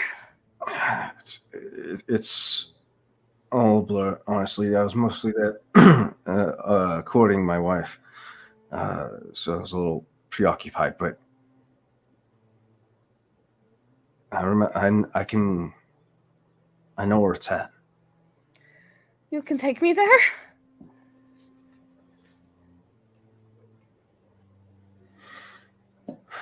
Please, I just want 30 minutes, an hour even, just so I can get some answers. That's all I want. I know, Grendel. I'm not sure if I can. There are people looking for me now. Well, then have Millie dress you up and make you look silly, or I'd be happy to take a captain if you could point it out to me on the map.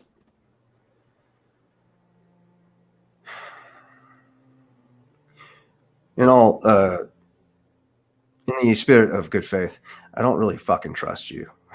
That is fair. That is fair. But when it comes to Grendel, she her safety is more important to me than most of you, just based off of the fact that we've traveled together the longest. So then let me ask you this, Cap. Or shit, in William's voice. Let me ask you this, Captain. Broke character for a second.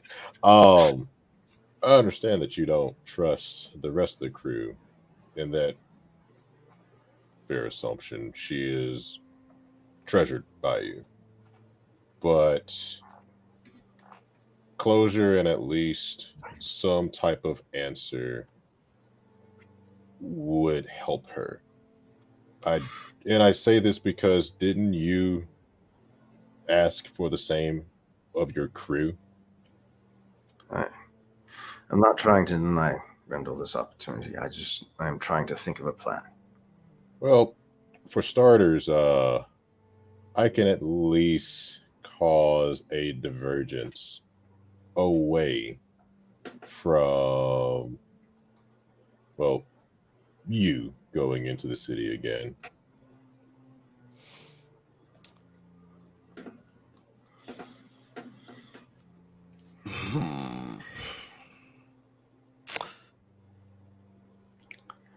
Divergence. It might work for a short period of time, but I need a way to pet. I think I need a disguise if I'm going to go back. I could help you with that. Enlighten me. Let's see what you can do. What would you like to be? Older? You should make him less smelly. Bulbous nose? I could perfume him up as well. Or As I could he's play saying- into the smell. As he's saying all of this, Millie's just like doing the description, just older William, bulbous nose. God, Lily's such a little shit, and I love First him. of all, we shouldn't do this on the street. Let's get off the street. And Yeah, I'd rather not have my image, solely like that in public eye, Millie. Ah, come on. You wouldn't say that this is the male physiqueness. I'm about to get shot.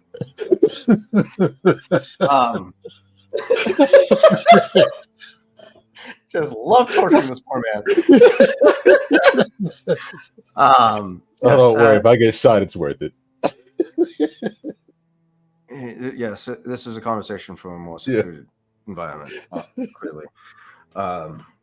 Let's make back for the leaping. Nope, not leaping dragon. That's the fighting ring. Gilded dragon. Nope, not it either. You have the sloppy hole, right, William? the ship? Or Nope. the tavern? The tavern that we went to for dinner. Siren Song. Siren Song. Let's make for the Siren Song. Okay. Oh, I have so many names listed in this fucking note. I'm like, which one is it? So are we all going on a field trip? And our favorite pirate ship. Swimming through the sky. We're all gonna die. I guess, yeah. Granted. Ooh, stopping by Alfonso on the way there. Mhm. Hey, decided on some deals after all. All right. What can I do you for? All right. There's a, like we discussed earlier, any information about the Crimson Tide, there's one person I do need you to look into. I forgot to write down the name that Ryzon told me. Can you remind me that name? Ryzon. He told me a name that was on that ship. Oh, the captain of that ship? Or not? He asked me specifically to search, rescue somebody. Oh, the Aquilarian shaman. Let me see. I have that. I didn't write his name down. Shu Thalar. Shuthalar. Shuthalar. Did I write that down? I don't think so. I don't see any red markings. Yeah, no. Yeah. There was somebody that I need to search for by the name of Shuthalar. If you have any, if you can find anything, I'll pay you for it. Right. Any sort of description of this person at all, or just a name? Naquilarian, shaman. Aquilarian. Sounds tasty. Yeah, I'll keep an eye out. That's all I got on him. Thank you. And if you like sushi, check out the Siren Siren Tavern thing. Can't remember the name. Siren Oh song. yeah, I eat there every night. So that's where you're going. Understood. I can meet you there. They did you know they come in boats? Big ones. I saw that, mate. All right. Let me know what you find if you do. We'll talk to you later. All right. Out of curiosity, Right. Crimson Tide is in relations of my target, yes or no? It would be yes, it would be in a similar direction as your target, not the target itself, but Yep. someone associated with the Red Dagger faction. Correct. Beautiful, Millie. Or Dagger well, faction. alternate William arches an eyebrow at this. Just gonna follow along. Oh yeah, I'm not. You got this face for an hour before I have to change into something else. Alt William.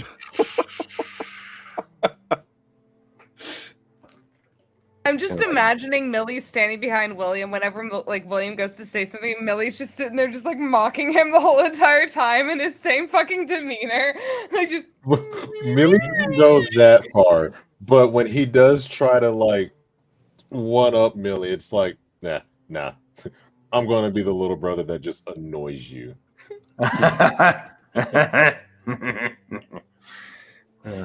oh god, I love how dark that laugh got after like a certain few counts.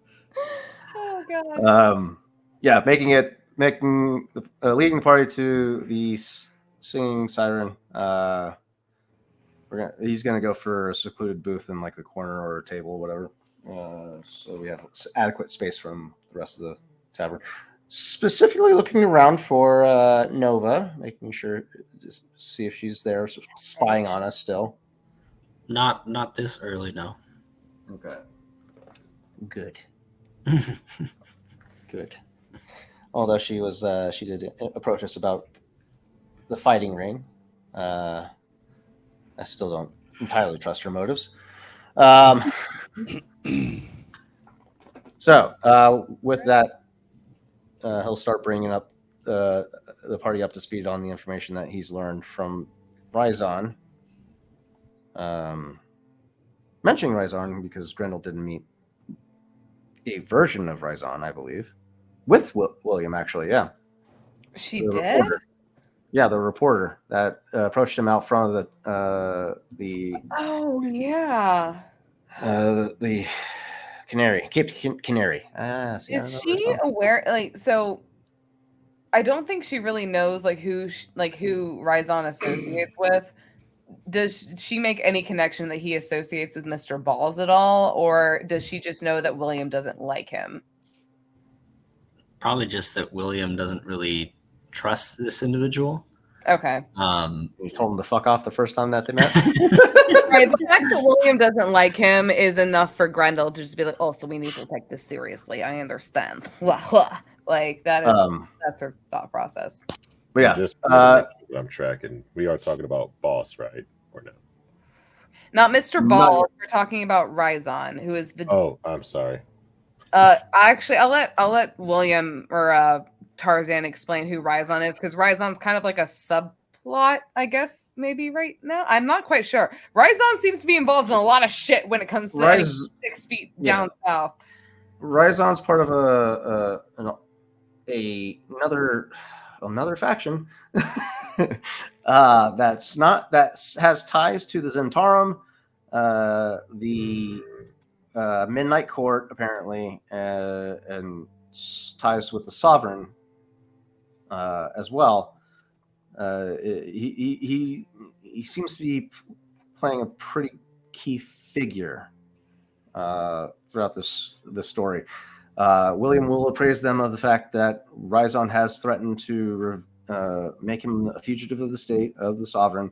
That's why he's concerned about his face being him being himself, going back to Grand Soren, because his face is probably plastered all over posters right now.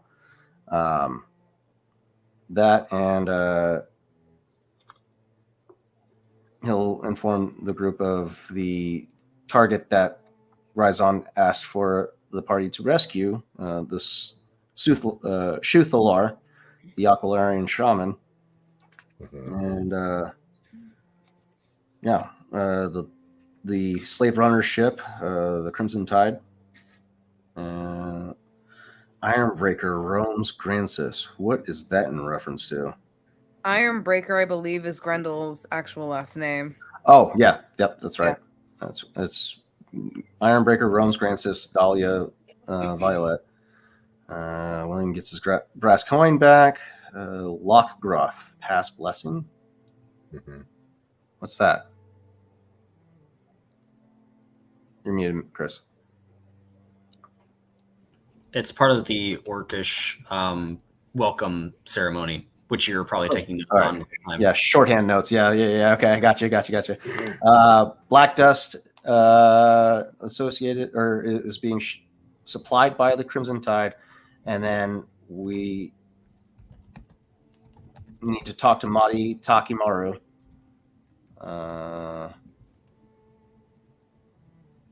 Looking at you, Miller.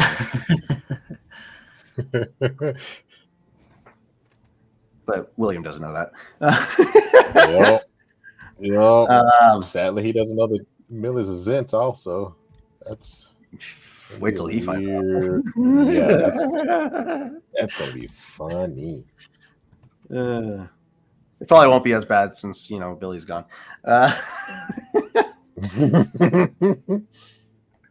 But and then appraise everybody of the current tasks at hand. Rescue operation, the possible chance to make money with the Leaping Dragon fighting ring. It's a lot of information, and I'd rather not roleplay all of this out because it's a lot to talk about. But trying to quick note this. I do want to ask the quick, and if you don't want to roleplay, we don't have to. But Millie is going to ask it, or how do you know Boss? If you mention him, Madi's Takimaru, Mr. Boss. No, not Mr. Ball. God, what was his last name? Boss Madi. Yes. How do you know Boss Madi? How did I learn about that? Was that from Rhizon too, or was that just from me asking around town? I think that was from asking around town, actually. Possibly. I believe it was from asking around town because I remember laughing at the fact that you named him Boss Madi because I thought there made the joke that it was really Rice. Boss Madi is a well-connected individual, so you were looking for someone that had more information. We were looking on the crown. Yeah. I was asking around town about the Mist of the Crown, and people told me to talk to Madi Takimaru to learn more about it. And then, just so I can best understand how, I guess, Williams relaying that to us, did it sound like Boss Madi was a not liked person that you want to meet, or what was the demeanor in well, everybody just told him to talk to Madi. There wasn't any indication that they said that he's a prominent figure, so he knows he's got some level of connections, but he doesn't know whether or not. Did they mention he's Zentarum or no? They wouldn't have mentioned that he's Zentarum. So yeah, he just is. I would say William doesn't seem inclined to know the nature of Madi's business, but It's just more so he has questions in regards to something that he is looking in for a phenomenon that he's looking into. Okay. Millie is going to let you know that Boss Marty, he's just a folk tale.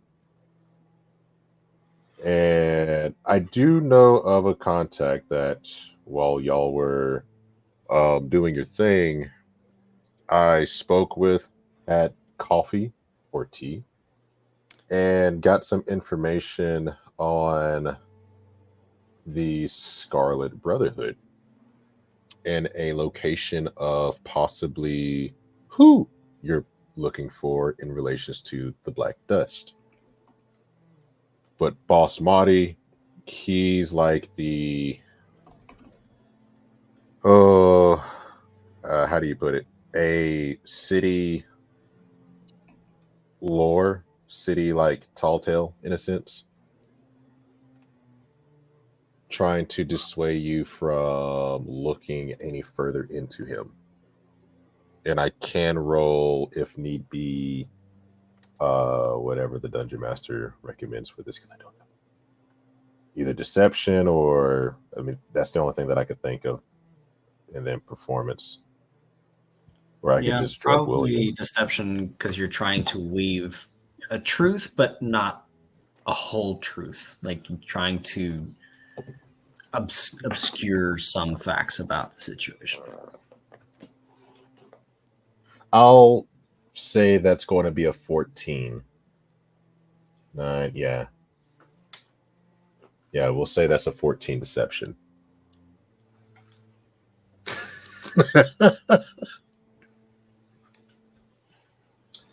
Tactical insight. Emrys kind of glides across the room, kind of in a fugue state. Sort of. He's looking very intently. Ooh. Oh no. It's gonna be a fun time. He's You looking know, very Millie. This is real quick. No, you're good. He's looking very intently to Grendel's shield. His head kind of twists back and left and right. Is he trying to hide this at all? No.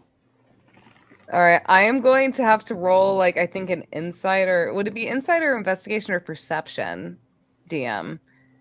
If Grendel like manages to catch this, because I will say, like, it's going to be straight on the roll, not based Not on hiding He's- it. He's He's walking not hiding. Yeah, towards you. he's you definitely see this happening. Okay, all right. I And can't. he I looks, just and don't he know. just puts his face right next to the shield. Grendel will kind of like pull the shield away. Solantes. Gren. What? Oh, What? I'm sorry. Repeat what you just said. Esolentes Grem. The Soren Tesgren. Is that in what language is that? Elvish.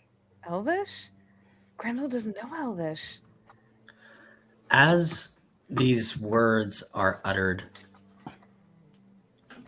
for a moment, you see these invisible elementals appear in a flash as they all disperse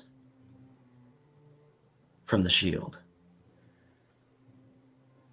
before they disappear once again. Sorry, they were speaking to me, and I wasn't sure entirely if they wanted to go in the shield. So Grendel is gonna look at the shield and make sure that there is like nothing changed from like aside from the slight dulling that she had witnessed, because considering the fact that she has witnessed so many monsters going for this fucking shield, she is immediately kind of paranoid and is going to check and be like, why the fuck did this motherfucker just whisper to my shield? As you look at it, It doesn't seem to bear any sort of difference from before. Grendel just kind of looks over Grendel, at it. Yes. what does this shield do when? Well, it's a shield. It guards me, obviously. Hmm. The elemental spirits, primordial spirits, were very interested in your shield. It seemed like they were being drawn in, but I told them to disperse. I can tell them to come back if you like, but it seemed like they were having trouble entering the shield. Is something supposed to happen? Well, there are times where my shield, whenever I feel like a need to protect my friends, or if I feel like I need to help my friends, it does it does the whoosh magic. And I'm not quite sure what it is, but it does like a whoosh, and sometimes it will heal my friends, and sometimes it will help them, and then other times it will beam like a bright light, and that's she's gonna like pause for a moment. She like turns to William as she's like, should I be telling him this? Like she is like she's So, gotten to the point where she realizes that like something shouldn't be said, but she still doesn't. It's slowly. It's very slow for her to Yeah. catch up to her. If that makes She sense. doesn't know where that line is of like how Yeah. much. Yeah. this is one of the reasons why I begin to follow your group. I have witnessed you all using these artifacts out in the open. You use them to solve problems that, if I'm being honest,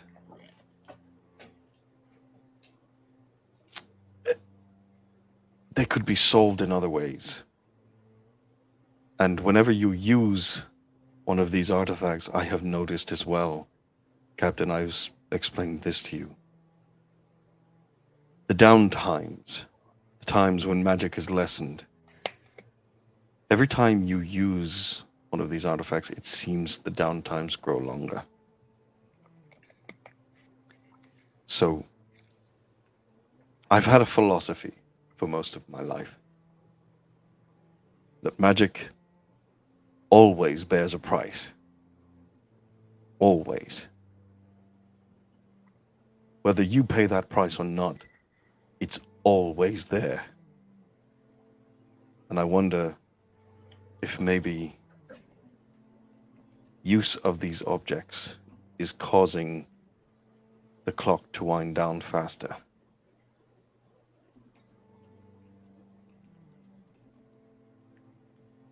So I wouldn't say don't use them, because I'm sure that in times of need they can be very powerful and useful. But I would exercise an element of caution in the future. So you're saying I should just shoot them with my cannon? I got it. Your cannon is fucking cool. I've seen it. Thank It's you. very cool. William helped me build it. Well, actually, William is the one who technically built the whole thing. He just let me shoot it and learn how to shoot it. But that and Ogner.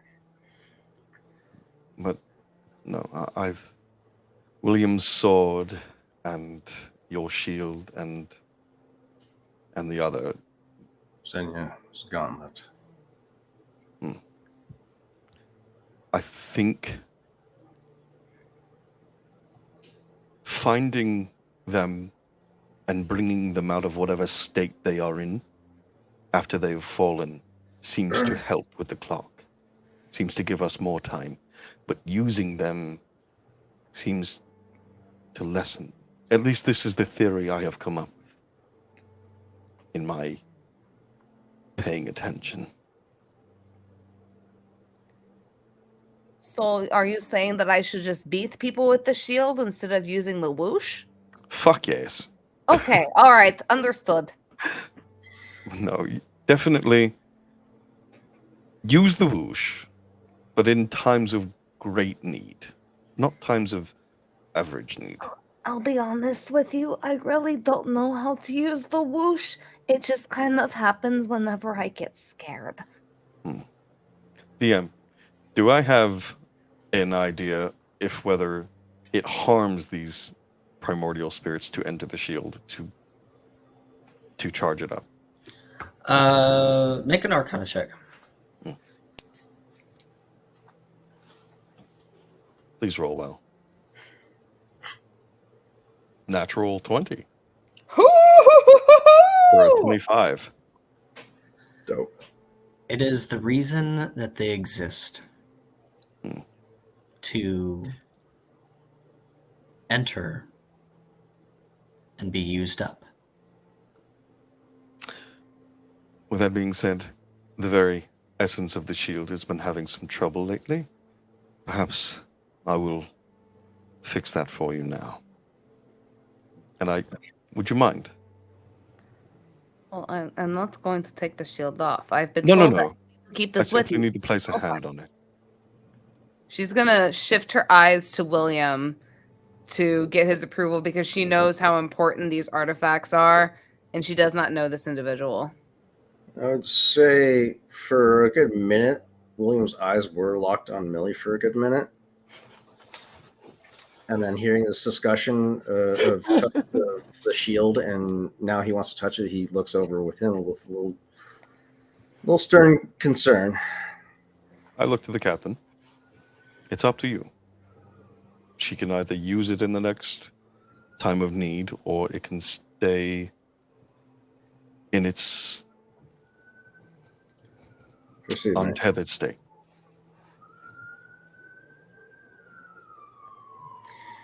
Proceed. Grendel will then just Sets Ivar on the table. smash. I said on a door. And he just basically says, gather. What resource would you like to expend to assist with this? I will expend a 3rd level spell slot if need be. Okay. Damn. That's hot. Smash. Brandon, I'm so excited for you to be a part of this. Just all of this. These elementals begin to coalesce into a crackling energy around Emerus's hands as he gently lays his hand on the shield. Emerus is able to see these individuals when they allow it. You are beginning to see them because there is such a gathering of them in this space as the restaurant that you're in.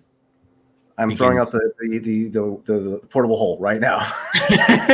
Throwing out the portable hole, making a wall. This little As soon as I see gathering this, kind of like begin to turn their heads just out of curiosity as you throw this up, and they're like, oh, and they return to their things. Private, okay. And as Emerus touches the shield, Grendel, the charges that you were lacking return. Yay! And your shield is charged as if it had been recharged at dawn. all right, next time a little fucking heads up that you're going to do something like that, mate. Sorry. Grendel Well, just I did say I would fix it. I didn't know that they would appear. she to just everyone. she just looks at the shield. She goes, William! Okay, I'm sorry. What is your name again, sir? Emrys. Emrys. oh, okay, by the way, if you would like to change your name to your name, you don't have to put your class. yeah. If you don't want to reveal your class yet, as well as your pronouns, and then put your username Basically what- beforehand, so we can. But she goes, Emrys, he put it at full whoosh now. It's at full whoosh. That's good. That raises some questions for later, but next time, don't do shit like that out in the open. How have Yes, we Captain. had this guy on our ship this whole time and we haven't noticed? Oh, it's Again, because we paid questions- them. Okay. Very questions good at related. blending in. Well, I appreciate as he's folding the portable hole back up.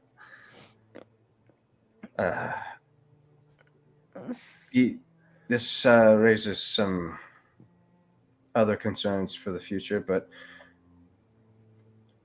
we're going to table that for when we're in more private quarters. I need to understand more about what's this dynamic between the two of you, looking at both Xavier or Millie and Emrys.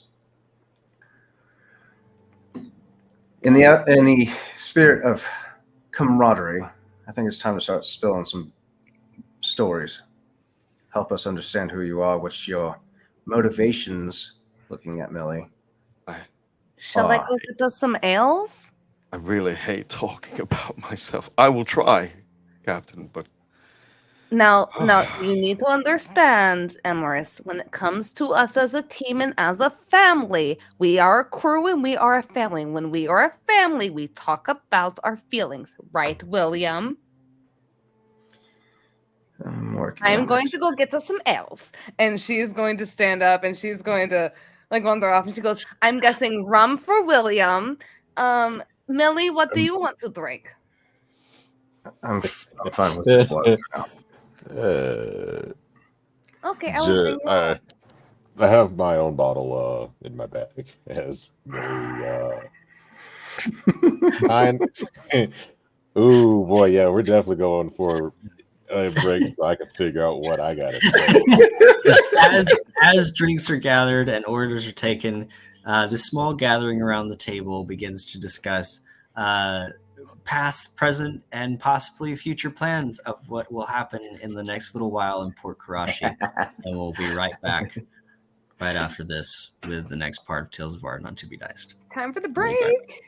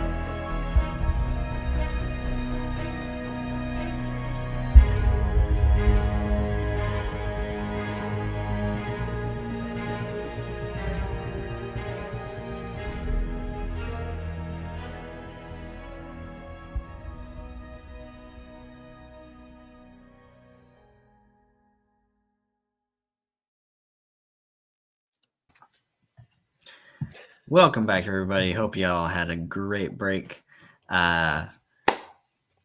Let's get into what we're going to do next week. So, Tuesday, we got Edge of the Empire yet again, correct? Indubitably. Is my microphone working? I can't tell. Yes, Working it good. is. Yep. Sound great. There we go. Add them up. Yes, Edge of the Empire returns again next week, 7:30 Mountain Standard Time. Continuing the adventures of Core Atlas and Grisard Gandy's safari services on the planet known as Chulgana. Perfect. Tune in. You don't want to miss it. It is not quite time for Dimensional Dial. It will be Still- September, Not but until September, I believe. Yeah. Or what we're hoping for. We're gonna pretty much We be almost- reevaluating things in September, I believe. Yeah, we don't have a Gotcha. set date as of yet, but once the DM, Matt Wartorn Knight, gets his new set schedule, we'll have a projected date for you guys. perfect. So sometime in September, possibly, we'll let you guys know.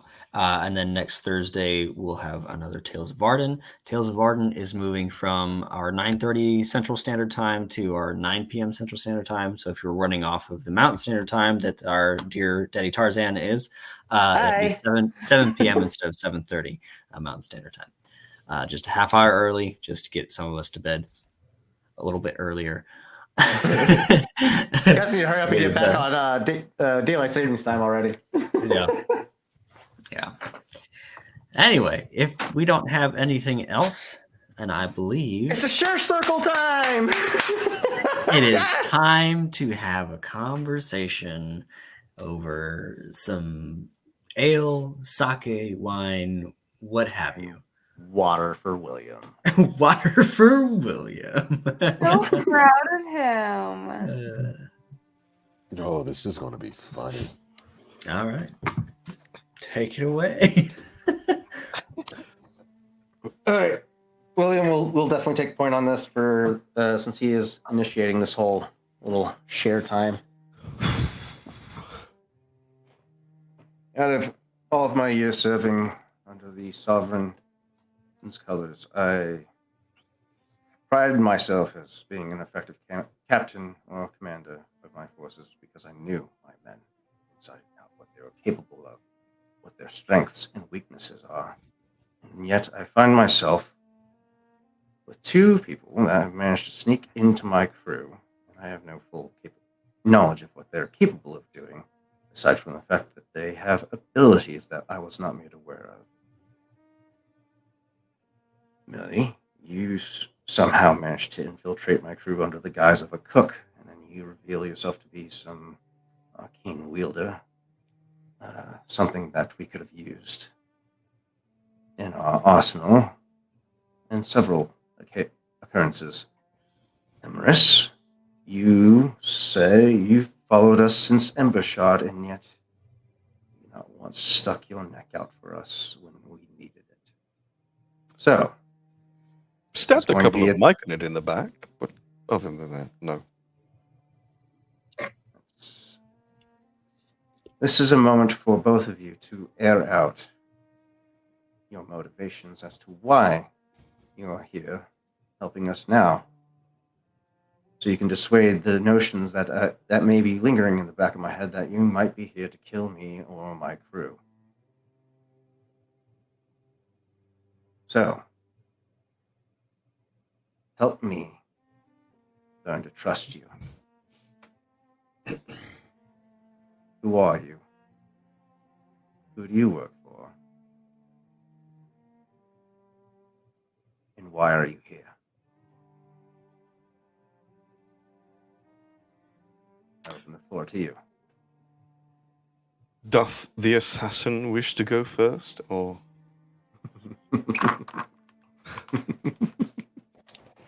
as I've said, I certainly hate talking about myself, but I will. Whose ass is doing Well- what now? So we're in like a tavern, correct? Hmm. Millie is, and there's other patrons within this tavern. Yes, DM. Yeah, there are a few. It's still early in the day, but it's mostly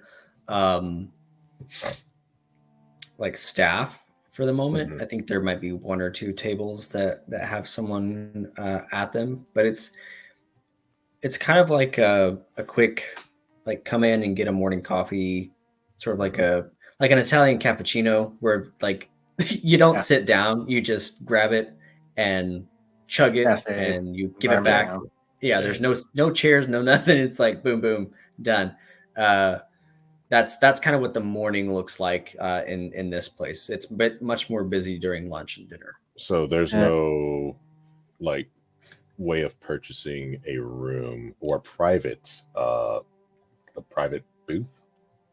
There would be a private section. I feel like William would have wanted more secluded spot. the Yeah. more Okay, secluded yeah. spot. So yeah, some thin, like, bamboo and paper doors have been like Okay. closed across. Yes. So Millie will drop disguise, and he Fucking will finally.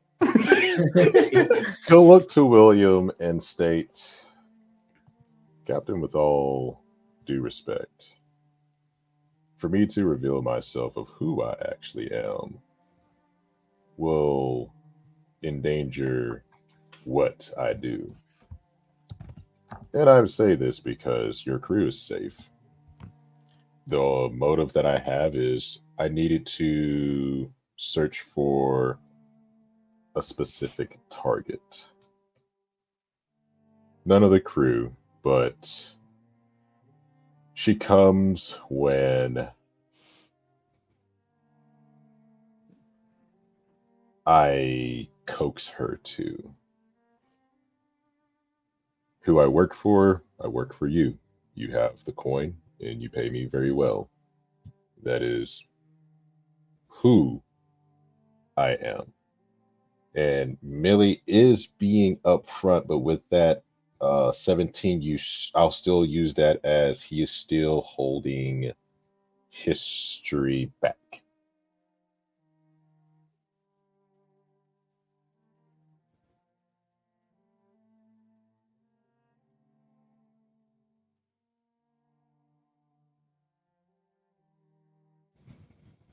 Then, if it's any consolation, as you've seen on both the ship and on land, I only aim to protect those who pay me. And with that being said, you, Grendel, Zinnia, and the rest of the crew have been kind enough to earn my trust with my specific expertise. I am a man of cloth, but I am also a man of the blade.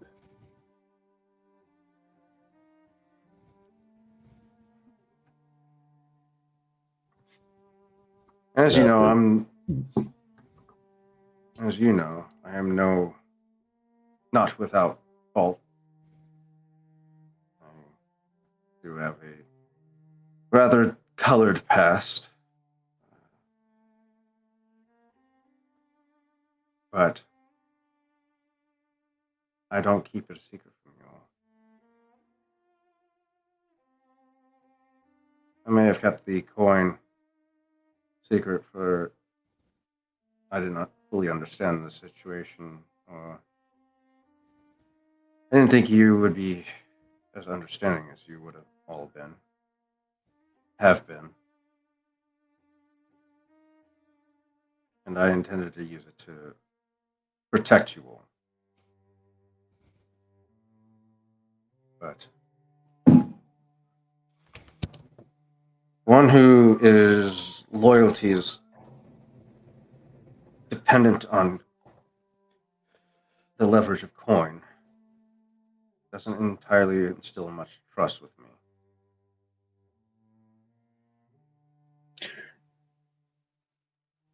I can see how that can reflect on me. However, there have been times where coin outweighed what fate has decided. I follow the ties that bind us, and I follow where fate leads me. That is who I am loyal to. coin is merely just a pleasurable object. But to keep secrets, if you would like to know more, are you honest in saying that you have not kept anything from the crew that you keep personal to yourself?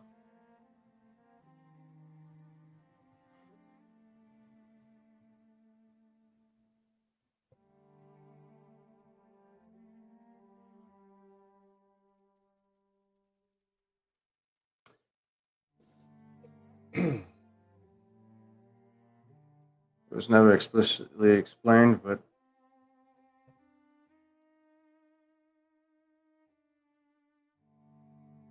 almost 2 decades ago, I was dishonorably discharged from service within the Sovereign for conduct unbecoming of an officer. I was stripped of rank and title, my wealth. I was exiled from my home, to which I had to abandon my wife and newborn son. The conduct that was unbecoming, I killed my men with my own blade.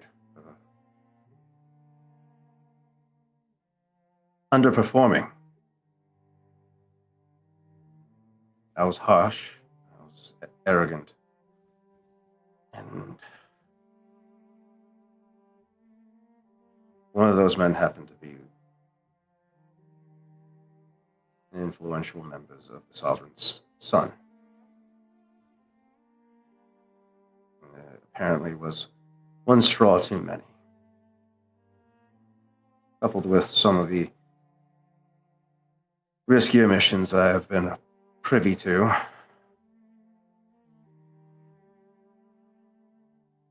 some of which I have trouble remembering.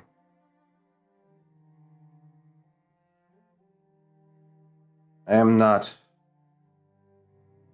I used to think myself an honorable man.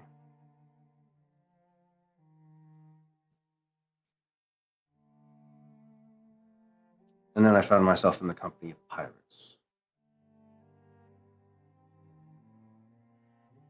After spending time on the streets, drinking myself into a stupor, waiting for the gods to claim my worthless soul. Pirates were the ones that took me in. Pirates were the one that showed me loyalty beyond coin, beyond nation. I still couldn't accept that I had fallen so far, so I drank, and I drank, and I drank. I loathed myself all the way up until I found a new purpose. That is where we find ourselves now.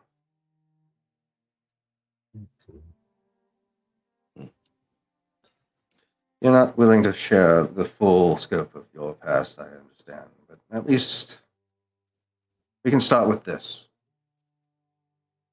Tell me of your hometown.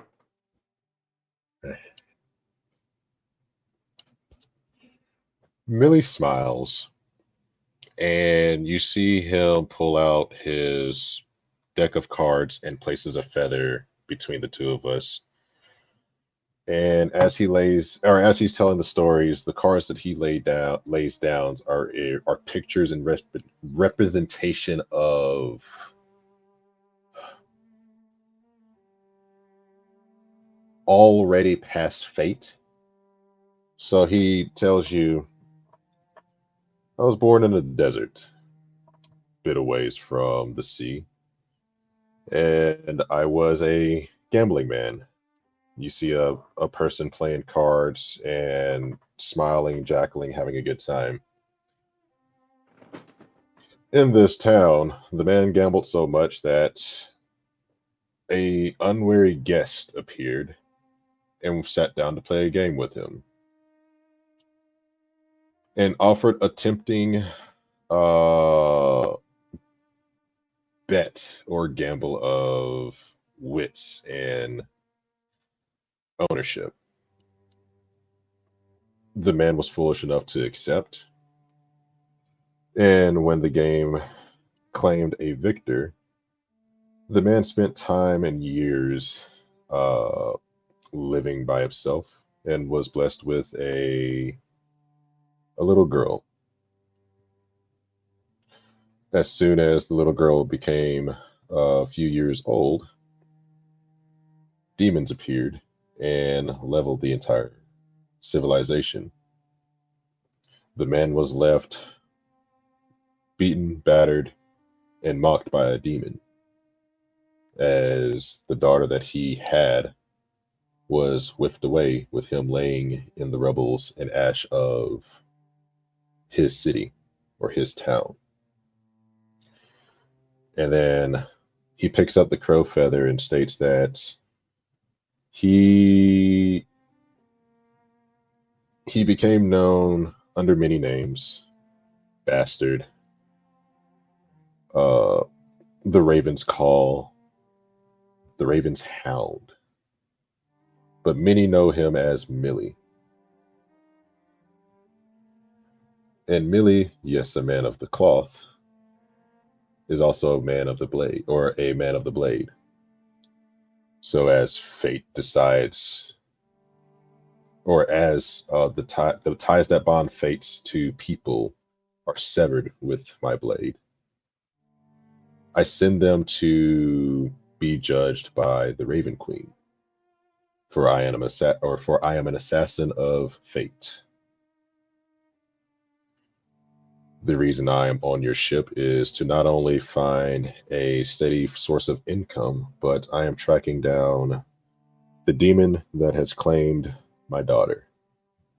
And I wish to have one last game with her and kill her myself.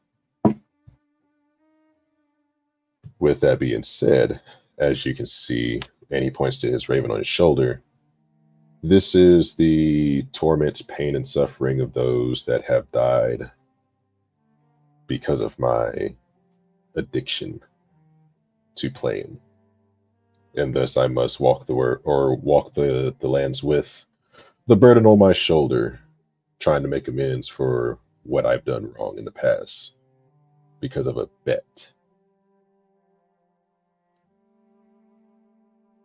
And with that, yes, I am an assassin.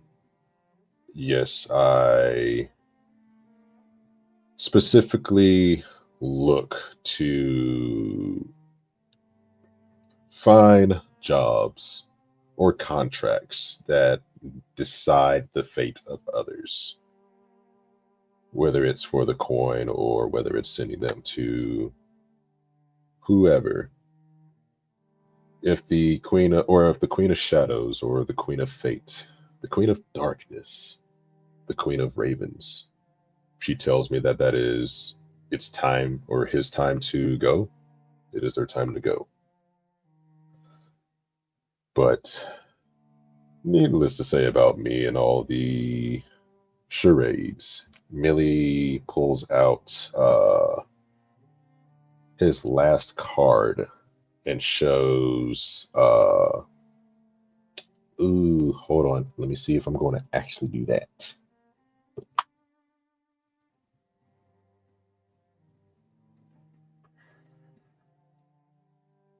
DM with a roll of a 16, attempting to see the fate of two individuals two individuals trying to become one once again, and I will DM it to you. Would I have successfully seen far enough into the future to know that they are destined to be together?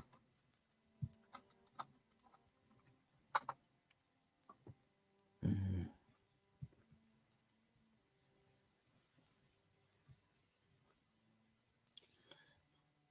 With a 16,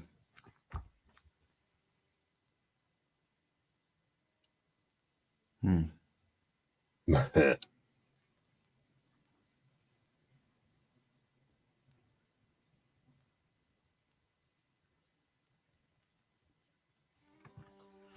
Consider this a whisper. Continue to the next thing. Yep. And then he's just going to lay that card on the table for whoever's looking at it to witness as I pass it to Imris. That's me. I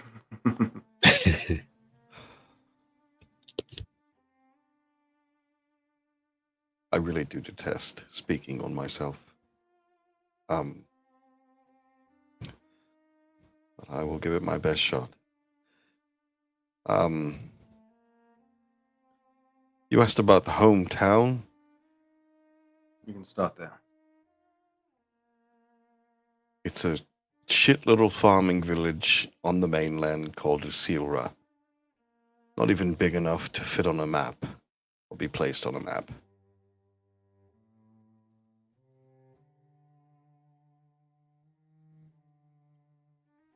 Let's just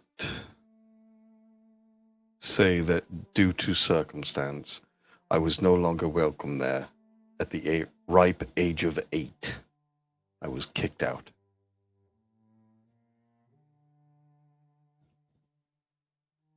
By my own father, no less.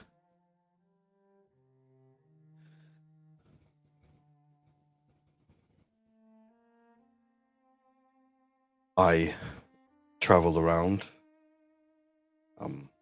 town to town, came across a group of other circumstantial orphans, and they taught me a few things about survival on the street.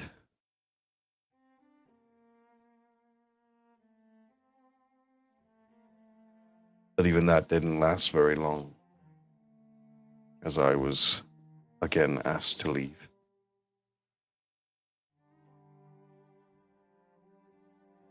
You all want to know a story about my motivations, why I do things the way I do.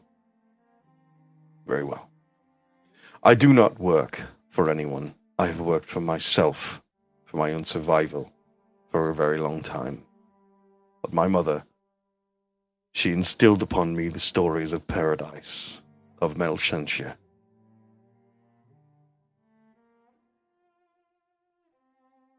I've always dreamed to see it one day.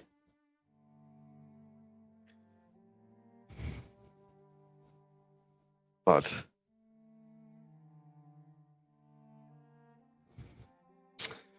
this thing that when I was a child plagued me, I might have control of it now, but it wasn't always that way.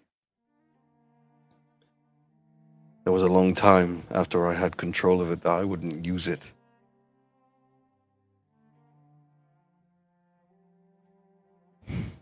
A long while ago, when I was about 15, I was living in the city of Vale. Big art city, big creation city. I had received information through a contact of mine, one of my contacts on the street, that a wealthy merchant in town was going to be absent from his home for the evening, and that in his foyer, a painting could be found hung against the wall that was worth thousands of gold. This is the kind of opportunity that as a thief, you cannot pass up.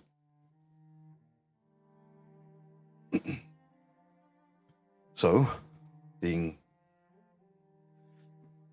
what it was, I found my way to his home. I climbed to his second-story window, and I made my way in,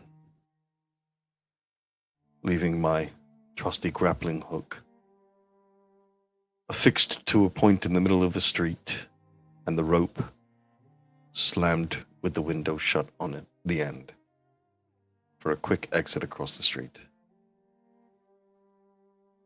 and I made my way downstairs. As I was about to cut the picture from its frame, I heard keys hit the main entrance door just behind me. Quickly, using a skill that I had not used in a while, I became invisible. But somehow, it didn't matter. The man could see me. He stepped inside, he even dropped the illusion which made me unseen to the eye. But instead of calling for the guards like I had expected him to, he offered me a job.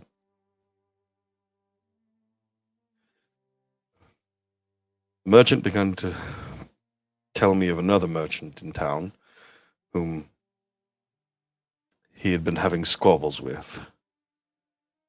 He said, he's a decent man, but his business practices are harming his business.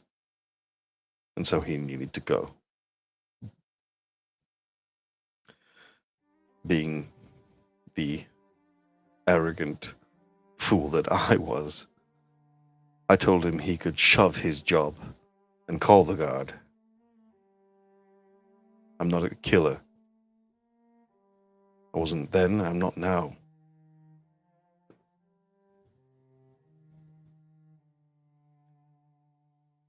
So he did. He called the guards, and I made my way upstairs. I grabbed the rope. I swung across to the roof, climbed down through alleyways, and I got away. If only just. I laid low for the next few days or so, and as you do after you fail a escapade so miraculously. Several weeks later, after I had already left the city far in my past, I heard word that the merchant I was told to kill by the evil merchant had died. He had a wife and 2 daughters that were left penniless and destitute.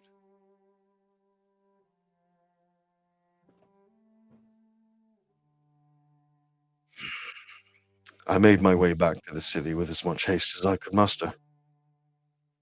I again snuck into the evil merchant's home, and while he slept so soundly in his bed, I pressed my dagger to his throat. I asked him how he could sleep so soundly after he had killed a good man. His answer was, of course, that his hands were clean. He had done nothing wrong. Yes, I'm sure that's true, I said. But the coin which you paid the assassin is likely dripping with their blood even now. So why should I leave you alive? He said, because you told me once already that you aren't a killer. I don't think you have it in you, boy. To which I replied, well, I suppose I am now, thanks to you. And I slit him from ear to ear, and I absconded with his painting.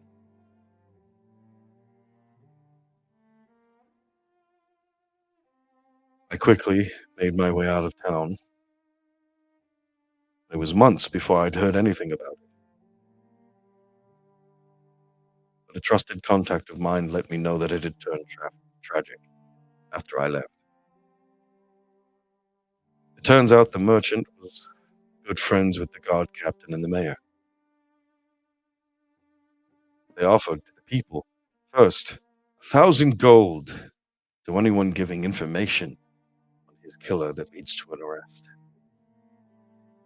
And 2,000 gold. And even 3,000 gold. Then the promise of rewards was taken away. And the town was told, you have 2 days to relinquish information or turn in the killer, or we will set the lower quarter ablaze. Surely, the mayor would never do such a thing, the townspeople thought.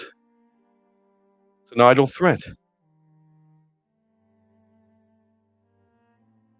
7 people died, 4 of them children. 34 were severely burned and scarred forever in the blaze that followed. The entire lower town was destroyed. That's when I learned there's always a price to be paid. Just because it isn't you who pays it doesn't mean there isn't a cost to every action you take.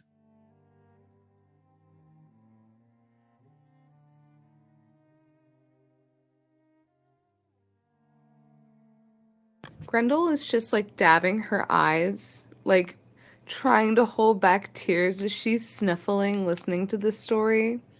We got three tragic men over here. Holy shit. It's all of y'all need therapy. My therapy's through gambling. Thank you. Oh, man.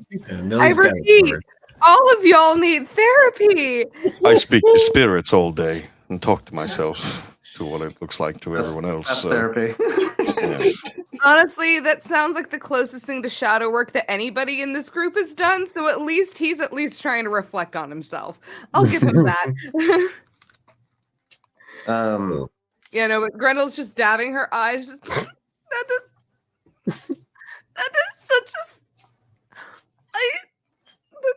sad story. And she's just gonna go back to her ale and just. I pull a silk handkerchief out of my bag of holding and hand it off to you. Oh, is this silk? And just and then she will calm herself down as she just takes some deep breaths and goes back to sipping her ale as she is now just kind of sitting and just like listening as she's like, this is the first time these men have talked about their feelings, and she is just kind of taking it in for a moment. As far as it goes, There you are. I admire Grendel's willingness to explore her past and return home. I know that I couldn't do it, so good on you, Grendel. I'm going to be honest. I don't remember a whole lot about my other family, but I don't know what would be worse if I remembered it or if I forgot it. And she's just feelings, bro. Feelings. God damn. Remembering is not all it's cracked up to be, especially if you're the one who set it fire. I don't like fire. Seems we all is mutual, my friend. Seems we all share a kindred spirit. Some would say loathing, self-torture. Either way, thank you for sharing a glimpse into your past. Both of you. Hi, Captain. I've gotten used to the lingo. I rather like the pirate lingo, actually. That's still kind of stupid to me, but I can get used to it. The only pirate lingo that I know is R, and that's Arg. a letter in the alphabet. But on the subject, though, Captain, you mentioned the name of Boss Marty, and I'll be honest, it's better for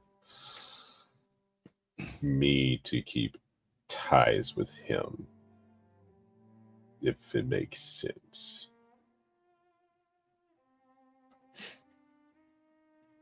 He's not the guy you want to get on the wrong footing with, let alone uh I'm gonna have you. my hand on the table, and then I just I kind of wave my finger for Millie to kind of pay attention, and then I sign. Is Basmati the contact in town?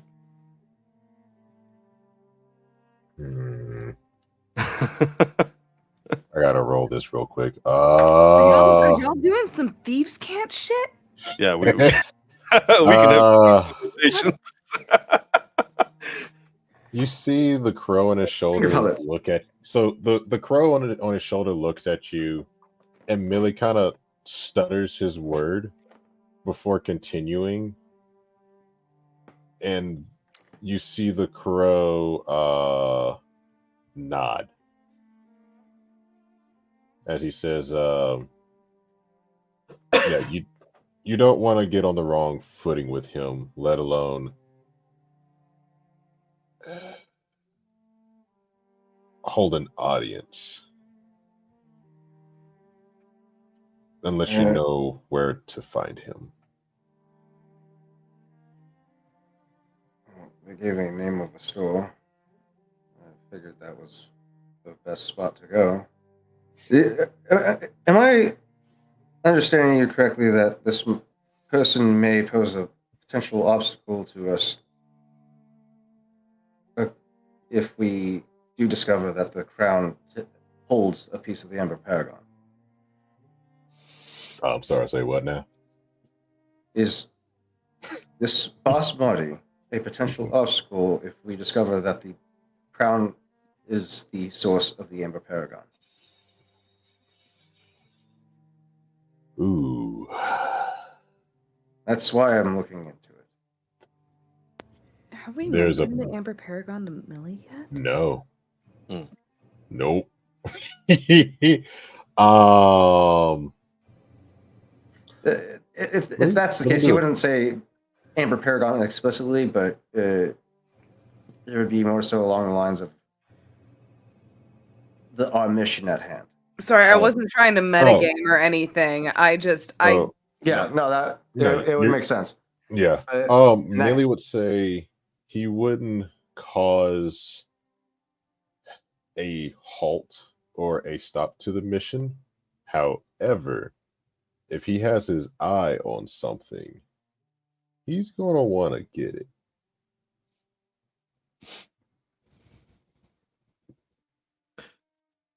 By the way, over time, as you all have traveled around and I've been following you, I have dissuaded a couple of interested parties as you've used said objects out in the open. You know, just gave them a gentle nudge to fuck off.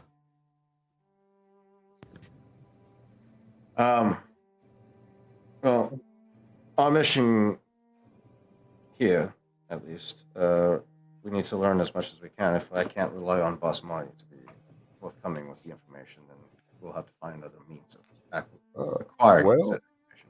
What information are you seeking?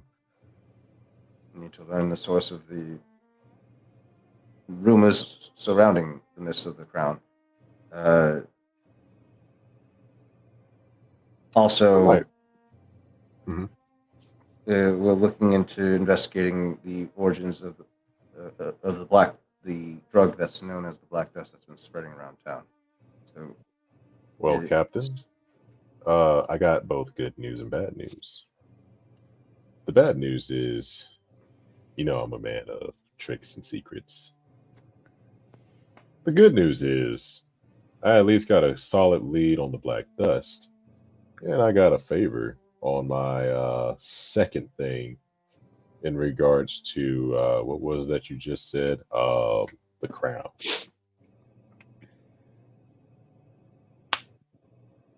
The only thing that I need in order to make this deal go through is the target that is running or operating the black dust And he pauses, and Millie ushers his crow to like the curtain to perch and keep watch as he leans towards the others at the table and states, the target goes by the name One Eye Fist, part of the Scarlet Brotherhood. I need to take him out of the picture, and then anything that he has of value, I bring it to my contact. And there's one thing in particular that he wants. And then everything else, we can get 10% of the shares. One eye fits. Dang it. Can't do the Z's. So are you saying we can do a combobulation? She's trying to say collaboration, but she does not Yeah. say that. Millie's going to, because he can't pick that up. He just kind of does that, huh? But he says, well, all I'm saying As she is says we it, can, she's gonna like do like a merging fingers motion, like the plans merging into one. Yeah. If that like helps. She doesn't know thieves' camp, but she's speaking Grendel on her own terms. So he does state that the information that you're seeking, he can get. He's already got a lead on Black Dust, and there is a specific target that is leading the operation named One Eyed Fits. And All right, so we got to take out this one-eyed fist guy, and then we take the black dust away from him? We destroy it. So we put So- our fist through the black-eyed fist guy. Got it. and One-eyed. then There's something else aboard that the One-Eyed Fits' ship that is also of importance. mhm. That being said, we need to find out how long the Crimson Tide will remain docked here. If it has arrived, I believe it has. That's my understanding. What as y'all pirate folks say, what colors do they sail with? They wouldn't be flying it openly. You can recognize the ship by its vertical red sails. It looks like the wings of a dragon. I got some friends that I can have keep tides with. I forget from last session. Did you say I knew of the Crimson Tide at all, or Yes. They were. they had ties to somebody that I didn't like? I remember. Yeah, so they are part of the Red Dagger faction, which are known as slavers. That's right. Yep. Yeah. Okay. Yeah, you threw a big fit last last time. You were like, "Oh, I hate these freaking guys." Yeah. And then Yeah, slavers not William's favorite. So we need to learn how long they'll be in port if they, and we need to learn. We need a plan about how we can get aboard that ship and destroy its contents, secure the items that Ryzon wants us to secure, and rescue this Aqualish shaman. okay. I think ideally we would want to do this out at sea. Less interference from outside. Well, I also will say it would also prevent a lot of collateral damage. I wouldn't want any of the townspeople to get involved with any of what shenanigans may come of these complications. Ideally, we learn when they to disembark. We disembark before, set up an ambush position. We learn when they depart and where they're going. We set sail ahead of them and get into position to ambush. Mhm. Use the artillery, catch them by surprise, take out their sails and immobilize them.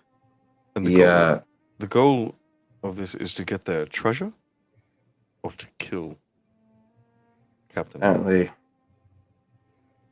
our assassin here needs to kill the captain. I was There going is to something of say, it. If the goal was just to get the treasure, I could sneak aboard, steal all of it, and get off the ship. But This is Now, going to be a multi-pronged Mhm. mission. Like a fork? Essentially. yes, Okay.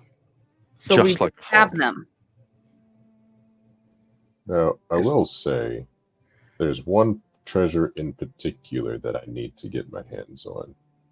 But as for the other, who's to say the treasure that I bring back may be all that he has and still get the 10%? Well, go ahead and spit out what you're seeking, because it might interfere with what Raizan is asking for. Well, what is your person asking for? You first. The cargo aboard this ship is people disguised as animals. Birds. Ah. Oh.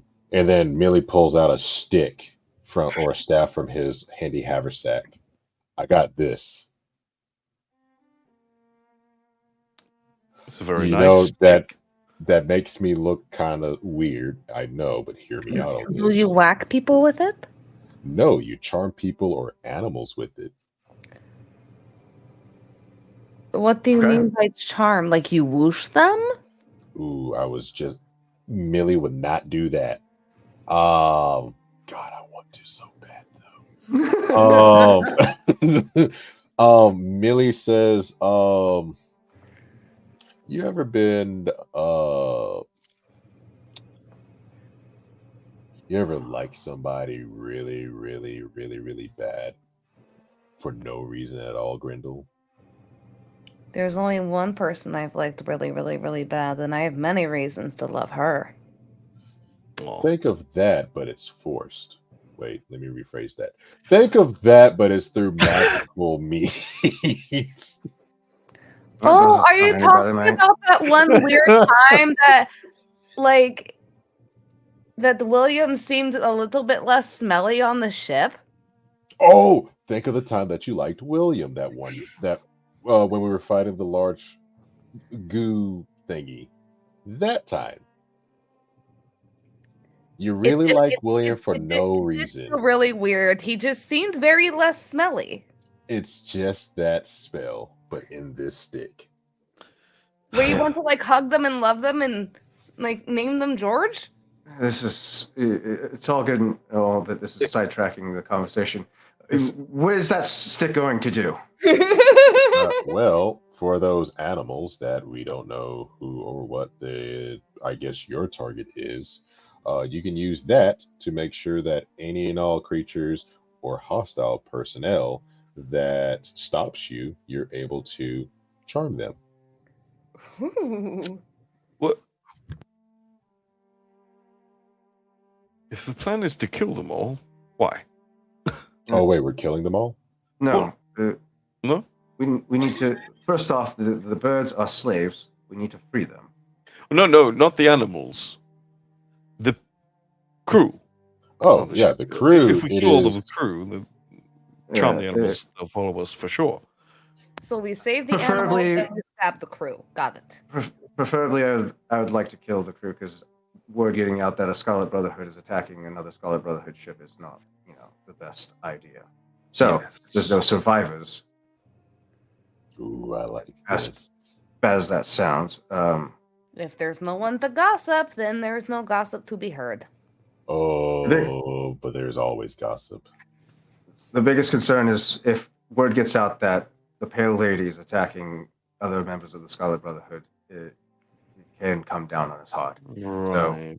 So then why not disguise the Pale Lady or rent another boat? I can swim over there. You can swim.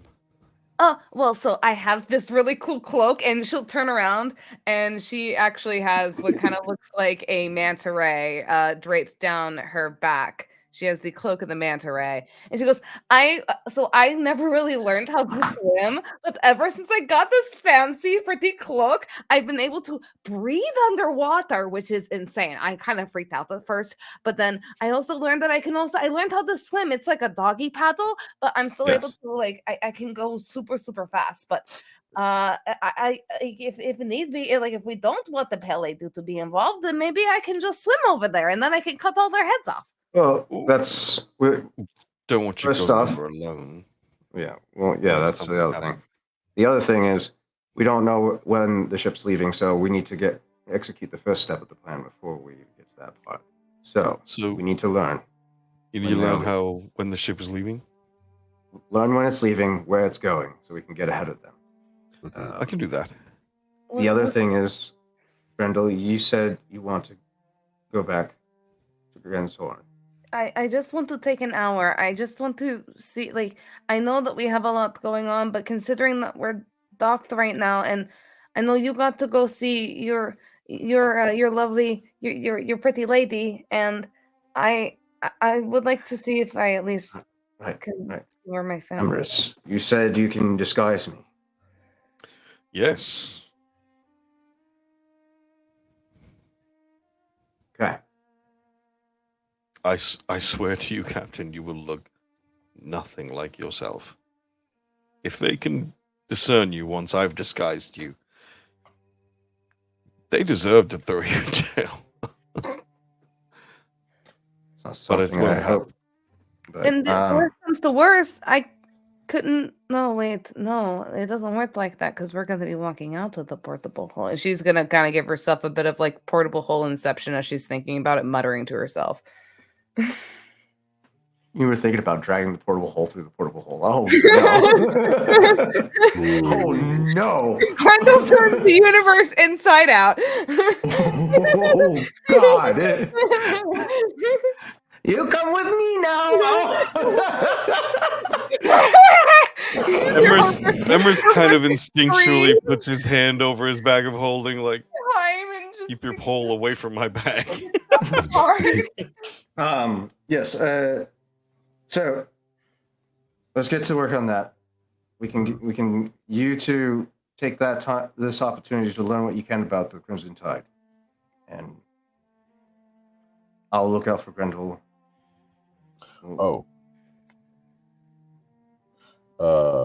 Millie's gonna, while you're saying this, write down the court, or at least the direction of where the one-eyed Fisk is, and slide it to him. So it's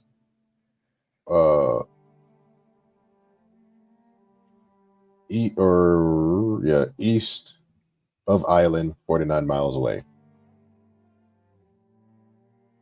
That's the Crimson Tide? No, that's where the Black Dust operation is. Gotcha. So I will And then, I will take Captain William up to a room upstairs. I'll pay for the room, and I will disguise you up there, and I will turn him into sort of. I will add to his cheekbones. I will put more crests in his brow line, and I will pronounce his nose just a bit, and he will very much look like a completely yes. I like it.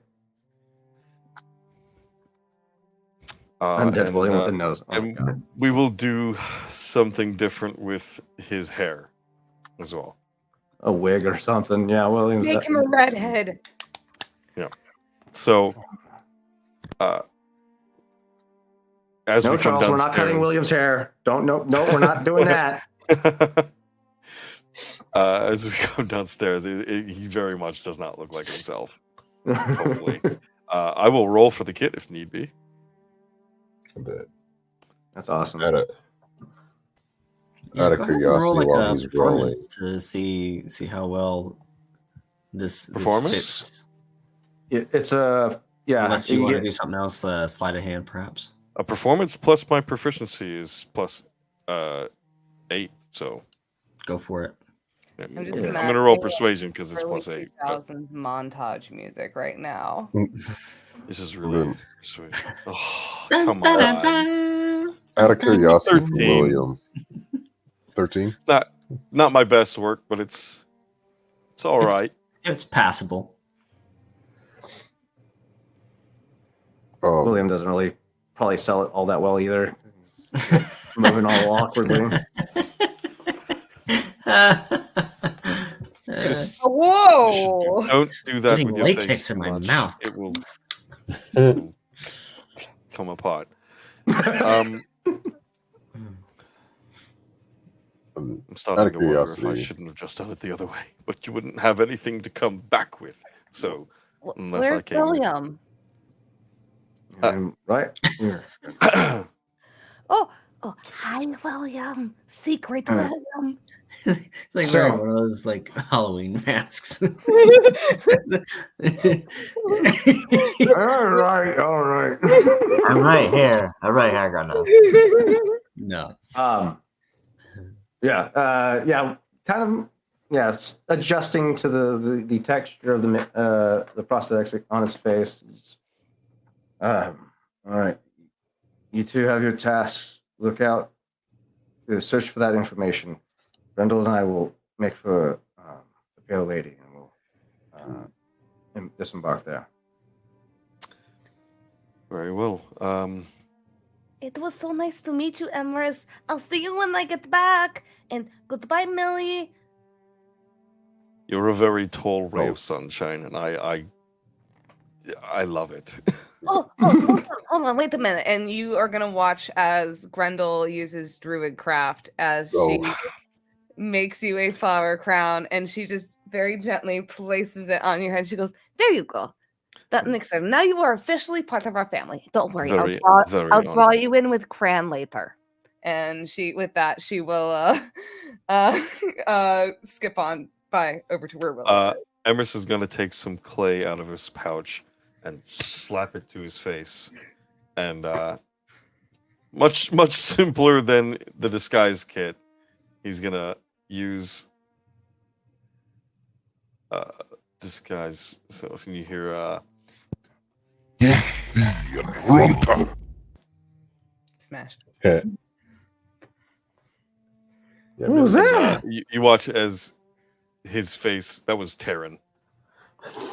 You see it as his face becomes like pronounced and very regal looking, and his dress becomes that of a captain. Ooh. And he's gonna travel to the docks and talk to the dockmaster. Ooh, clever. Okay. Oh, I love it. I love it. I love it. Okay. Dock Master's there. Just cataloging, making sure everybody's kind of paying their fees, dock fees, coming and going, that sort of thing. Dockmaster, Right. my ship has been waiting out to sea 2 days. My spot's been taken. When is this eyesore going to be gone? Which one are you talking about? That one over there, the pale one? That one. Oh, Crimson Tide, they just got here. They're offloaded and should be out of here by 2 or 3 at the latest. 2 or 3 o'clock today. Hey, yeah, Good. yeah. Just half a day more. It'll be all right. We'll get you in and offloaded. I apologize for any sort of inconvenience, but they're pretty quick. They're fast merchants. They offload and keep going. It's very well. Thank you, sir. Hmm? When do they due back? Oh, I haven't seen their Tend to ledger take yet. my spot. They usually keep on a bi-weekly schedule. Bi-weekly. Mm-hmm. Very good, sir. Thank you. Yeah. Heck yeah. I'm trying to decipher how I'm going to do this. I'm fucking running back. Hopefully, I get them before they jump in the hole. Shit. While he's doing that, out of curiosity, are there personnel that's in Crimson Tide attire offloading possibly? Mhm. Yeah, they're in the process of offloading crates using a pulley system known as a Grendel to offload heavy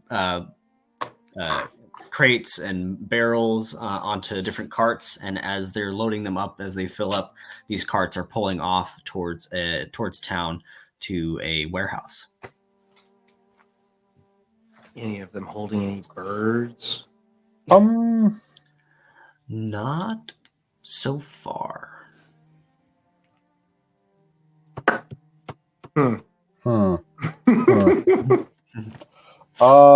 Millie is going to disguise himself as a. And if you need me to roll for this, I will. But a beautiful tavern witch, or whatever they're called. I believe the term is boss ass winch. Thank you. We're going to look like Lady whatever her name is from that video game, just not as tall. Forget her name. Starts with Lady a D. Demetrescu. Yeah, that lady. So you're talking vampire mommy. How did you guess that with that vague description? That one lady from that one video game. That tall vampire just- mommy. I What just else know do you people. need to be mentioned? I just know people. I'm going to use a luck point for this one to try to bedazzle myself out the ass. Not bad. Get that So- ass. 13 plus. Looking for that donk. What do you want? A performance, deception? Let's go with Slide it. deception. So that's Deception, 13. moving hips.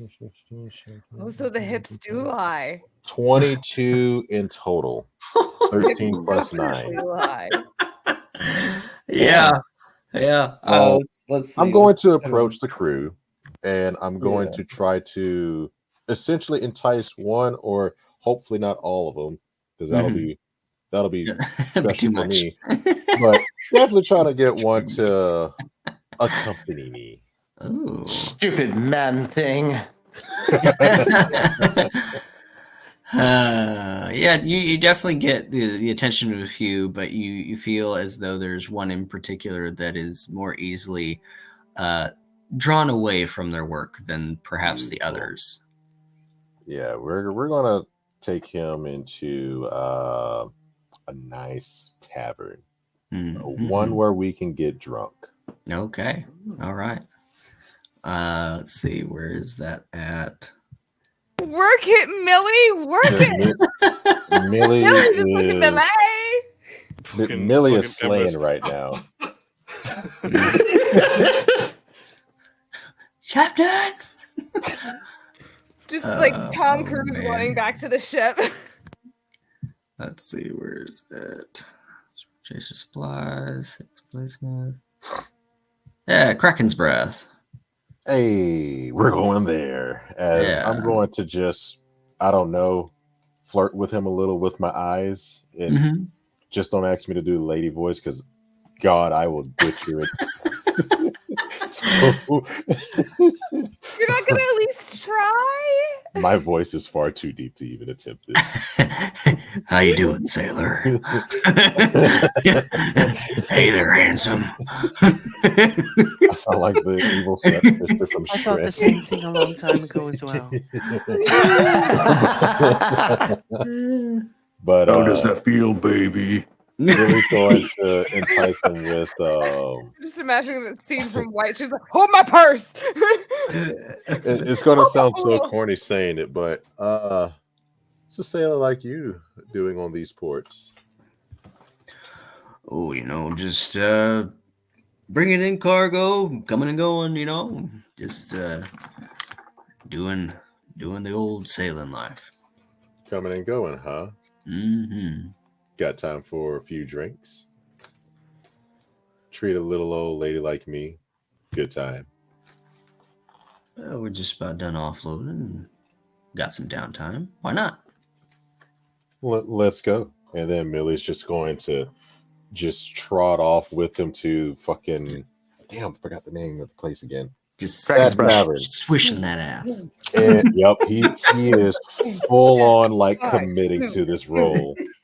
I love it. And Millie is Uh. going to buy him the first round of, is he a human, elf, orc, Goliath, Ooh, good question. tiefling? Let's go ahead. Yeah, do not want to waste spells or something on someone that can't be affected by them. Yeah, fuck that, because that would suck. This is Fire Genasi. Smash. This problem.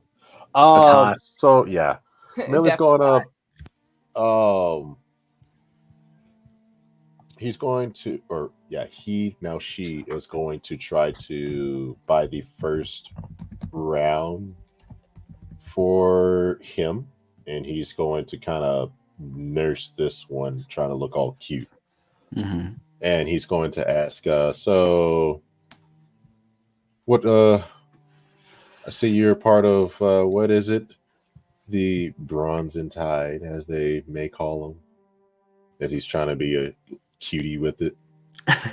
Oh yeah, you mean Crimson Tide? Yeah, red sails give it away. Mm-hmm. Yeah, I see y'all port or dock from time to time, and decided to see what y'all were about.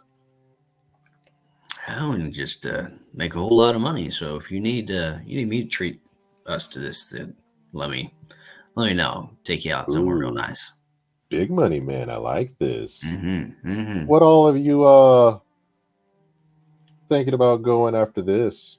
Where you gonna go next? I'd hate to not see you again for another. Oh, how long is it? 2 weeks that y'all come back? Yeah. Man, you do keep track of what's coming and going. Yeah, as we'll be back in a couple weeks or Hold on. so. My bad. Metagaming. I heard that in a different conversation. How long will it take for you to come see little old me again? A couple weeks or so. We come in bi-weekly. Yeah, I wish we were staying overnight and go over to one of these. We go over to the what is it? Oh, Monty's gambling home. Yeah, that's a good place. Monty's gambling hall. Mm. Look at you making it all up in the world. Yeah. You gotta pay 300 gold cover charge just to get in, but that's just chump change for us, you know. So, I may know of a little bit of Mr. Marty, as I call him. Cute lad, but I'm more interested in what all you're making so much money off of. See if I can get me somebody to take care of little old me. Oh well, stick around. Things might heat up a little bit. You know what I mean? The more they heat up, the more I'm liable to, I don't know, be a stowaway on this ship of yours. Sell me away like the girls that you normally see. Oh, Captain Viper probably wouldn't like that all too much. He's real particular about people going on the ship. And well, if he's so particular, how about I meet you at the next place that you port? Not really a place for a nice old lady such as yourself. Oh, you don't think I can take care of myself on these hard, treacherous seas? Oh, it's not what I said. It's just it's probably a little more than you want to dig into, if you know what I'm saying. Well, how about you fancy my curiosity? And then Millie's going to try to usher him another drink by tipping the cup, trying to get him to drink a little more. He accepts and takes. And I'm curious because I need this to work. Give me 1 second. Oh Lord, Savior DM.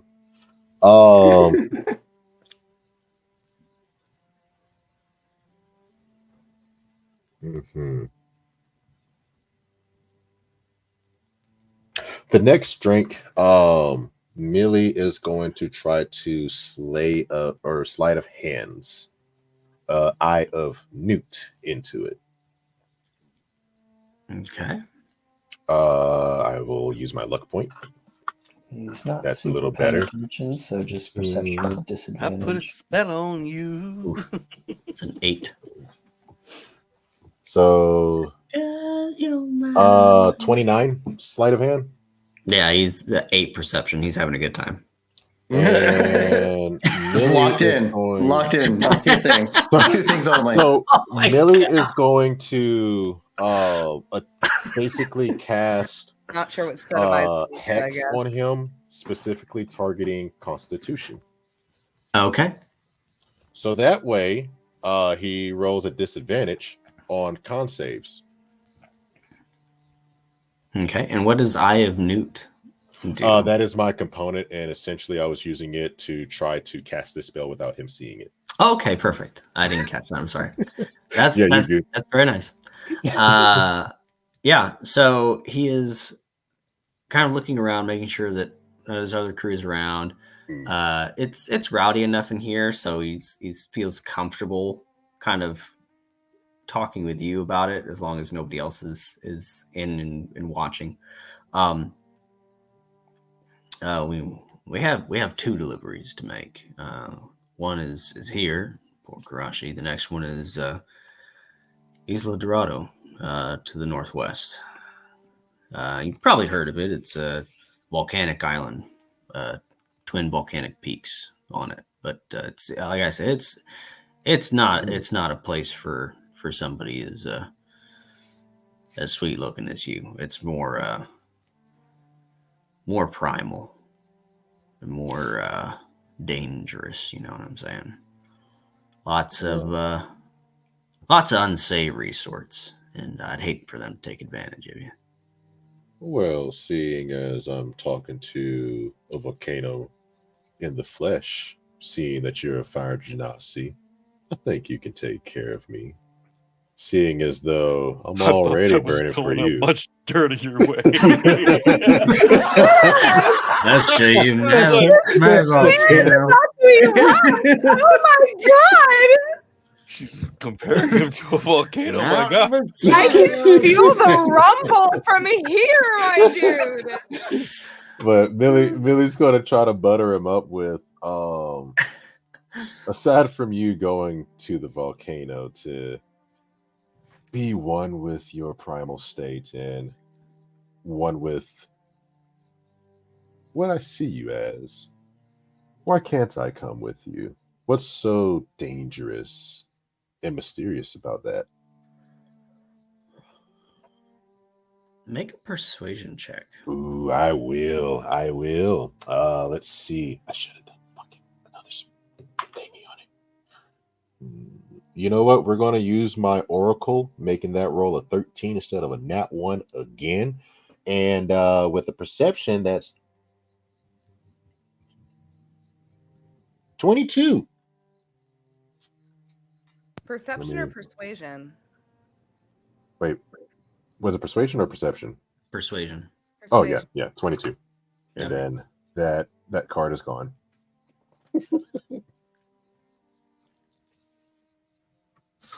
Yeah.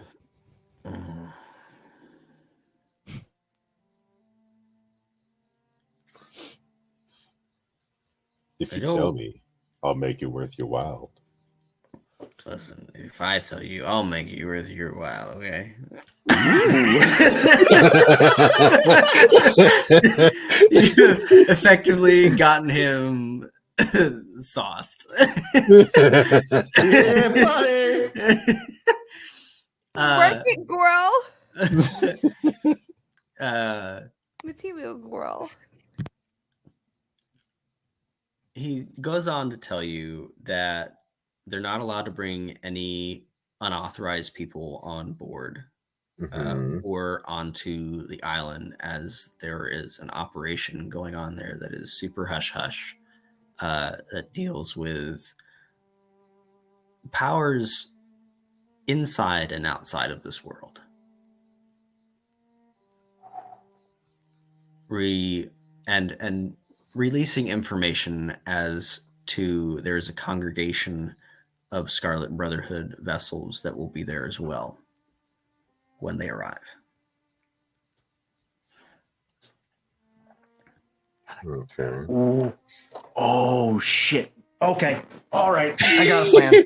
I got a fucking plan. All right. I think we're creating the same plan at the same time. Yeah. So what? It pays to be Millie, a fucking pirate, baby.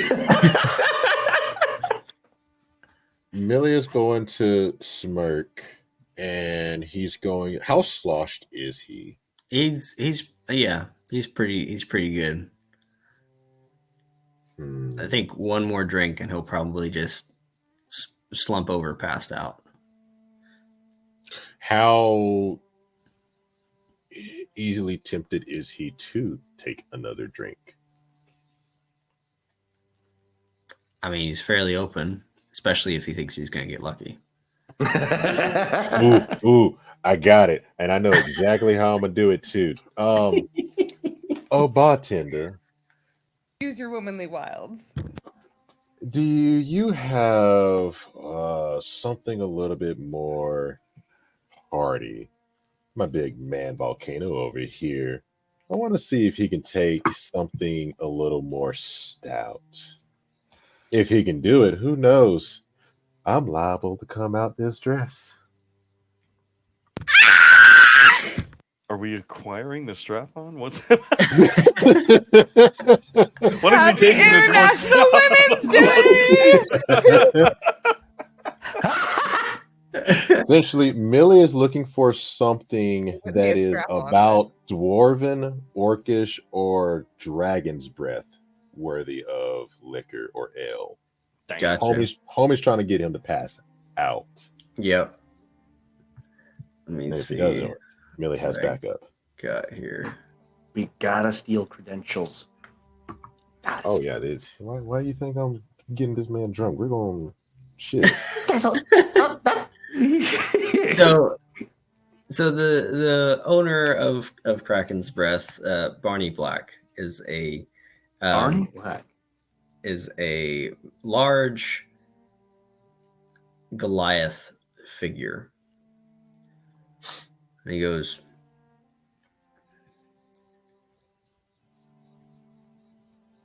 You want dwarven draft or dragon piece? Ooh. I'll let the lucky man decide what type of reward he could earn. Choose So the then form. Millie's gonna try to seduce him by lowering the shoulder strap, trying to get him a little taste and glimpse of what he could earn. Happy birthday, You said Mr. dwarven Volcano. drum and whip dre something piss is I'll take both. How about I like both? Yeah, both. Ooh. And then Millie's gonna slide the tavern or the barkeeper coin for a room tonight. That he will. And he hands over a small key with a room number on it. And you're all set with 2 drafts right in front of him as he downs one and is gulping the second one. He goes, let me finish this. We'll go upstairs. You okay? You finish that, big boy. I'm gonna take you upstairs and show you what a real woman can do for you. chugs. Yep. Onto the floor. Millie takes him upstairs, rustles up his clothes, rustles up the bed, throws a couple of chairs and the table around, and he's going to disguise self as him now. I like it. and he is going to Oh. make his way to the Crimson Tide. Oh, He's after gonna I be search out his for pockets. a while too. Yeah, I'm gonna check his Yeah. pockets for anything credential wise that he has on him, like He's- insignias, maybe a coin purse, weapon, maybe Everything. everything except for his He underwear. really is doing a lot right now. Yeah. He's being thorough. Definitely At least grab he those didn't- things as At least he you didn't kill him. as you make your way to the Crimson Tide. You see running the other way a well-dressed pirate or a well-dressed captain, sprinting in the opposite direction as you make your way towards the Crimson Tide.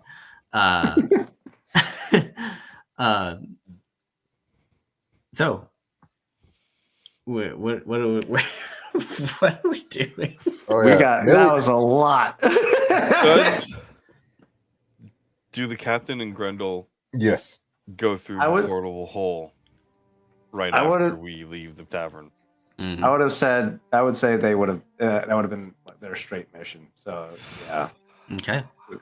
You Might you we make set your a way window? through the portable hole. You perform the knock, and it Would I opens know up where to the you. portable hole is? It's probably on the ship is where you're doing this, or Yeah, we went back to the It would probably Haley. be in William's quarters. And Yeah. Ogner again would be on watch, I would imagine. yeah, sounds good. So yeah, the door opens to you, and on the other side is a kenku that is packed and ready. Their little backpack, little pitter on the feet. Stinky man, vacation. Oh, hello. How are you? Pie lady. Oh, did you like the pie yeah. that I gave you? Dude, remind me when we come back, Grendel, you have a parcel. Oh, okay. I will remind you. So are you coming with us? Well, they're staying here in Nen for a little bit, getting some roots. Oh, okay. Well, so we need to go somewhere important, but we'll be back very soon, okay?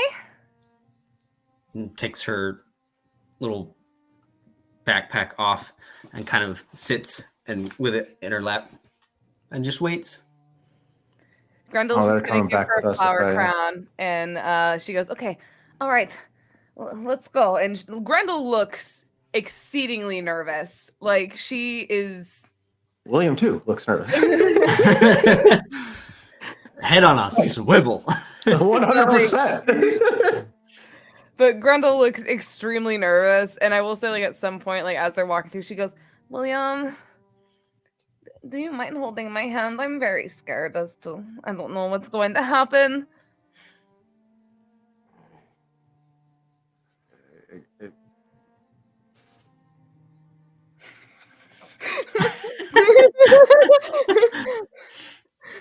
Doesn't say word, just head down.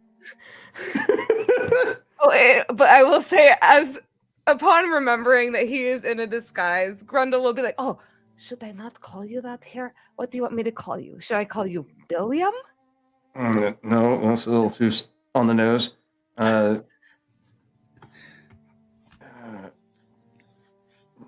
old, Greg. Nope.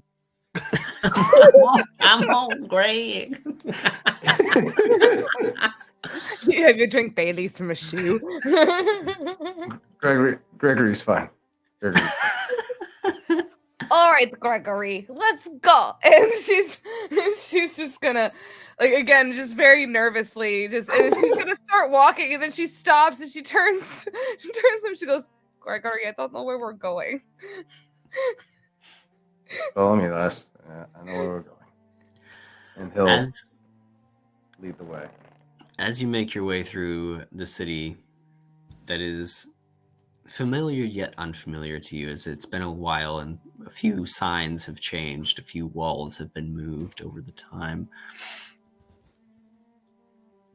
The cool, crisp air of autumn fills your lungs as leaves fall, and where you left, it was earlyish late morning, 9, 10 a.m. Here, evening is setting in and lamps are lighting as you make your way to the upper ring of the city, where the finer dining establishments are, where the banks are, where politicians live, where magisterium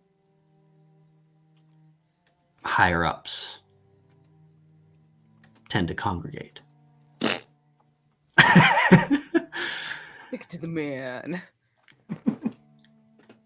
And you smell some of the most delicious foods you have smelt in a while.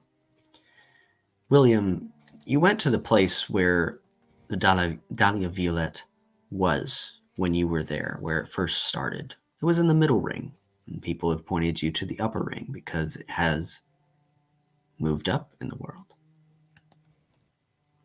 No longer a small family restaurant. This is almost an ivory tower. As you enter, a grand hall of alabaster and gold lies before you. Chandeliers adorn the cavernous ceilings, red carpets, and curtains. And an individual greets you at the door. Hello, I am Marteau. Very nice to meet you. Do you have a reservation for this evening?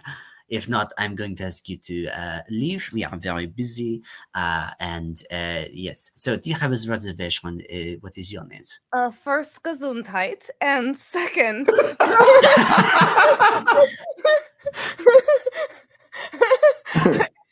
and we don't have a reservation, but I was wondering if I could speak to the owner of the establishment. I am sorry, Gourmand does not talk to anyone, especially someone without a reservation. I So would I'm like to very speak to them sorry. immediately. This is very urgent. No, I cannot let you speak to them at all. And as he How, continues to, how small is this guy? he's only about like 5'8". He's a Grendel very is small going to pick him frame. up by the scruff of the neck, and she's going to raise him to his level, and she's just going to, I'm going to politely ask you. I would like to please let the owners know that Dahlia Ironbreaker is here to see them. Do you understand me? That is all I will need you to tell them. Thank you. I'm sorry if you don't have a reservation. I'm going to have to ask you to put me down, please, and leave. And otherwise, I will call the authorities. As he's continuing to say this, a voice from around the corner goes, excuse me. Yes, could you put my maitre d' down, please? Hi, my name is Oleander. Marto, could you get a table ready for these lovely individuals? Sorry about him.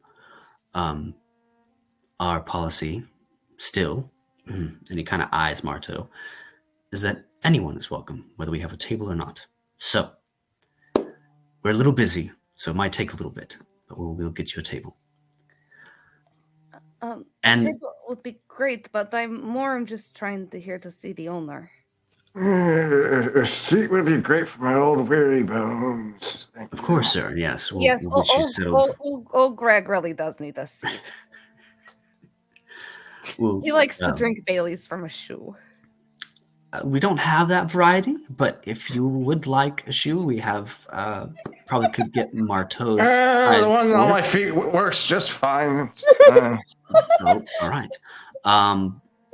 You see this individual, and they are about they are Xenia's frame in size. A runt half orc. Dark sandy brown hair and deep brown eyes. Bearing more so features of an elf than an orc.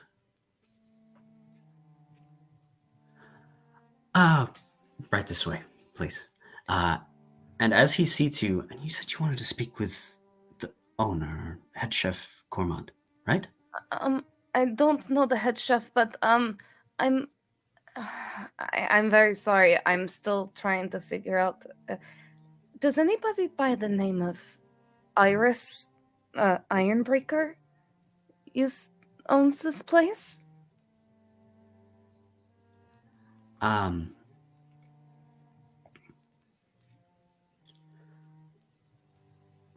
Sort of. It's a little complicated and a little personal. How? Can you please just tell them, or anyone who knows Iris, or anyone who knows of the Ironbreaker family, could you just tell them that Dahlia is here?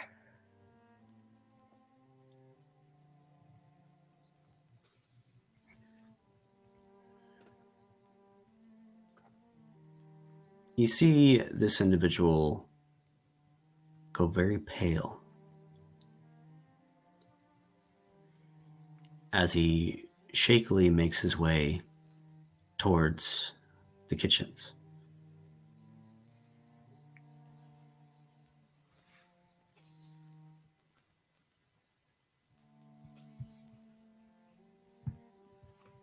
One moment, please. Grendel is watching him like aggressively. He comes out moments later with an 8.5-foot orc dressed in chef white. Dark, sandy brown hair with graying strands throughout.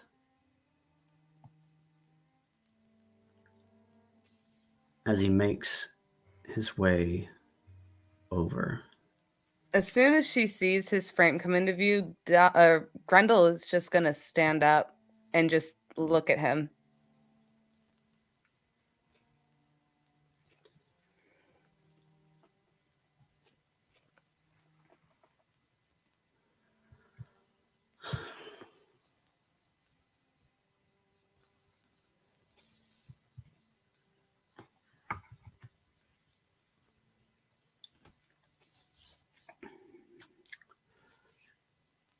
You're looking for Ironbreaker.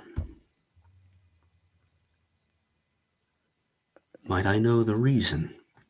That is not a name that is usually seen as very kind. Well, the Ironbreaker that I remember was very kind. I will be honest, I don't really remember much, but I'm trying to find some people that I lost a long time ago, and I don't quite remember them, but all I know is a name and the name that I remember that I was given. And a strawberry tart.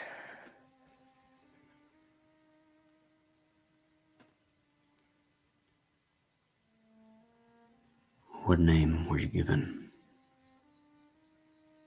Well, I go by Grendel, but I learned recently before I found the family that I was raised with.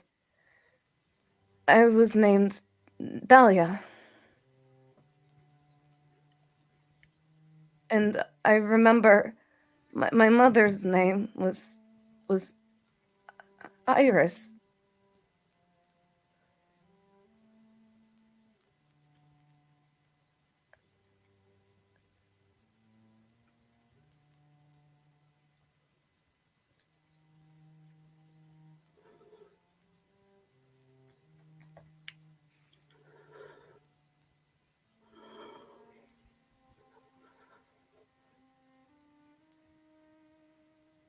Tall flower.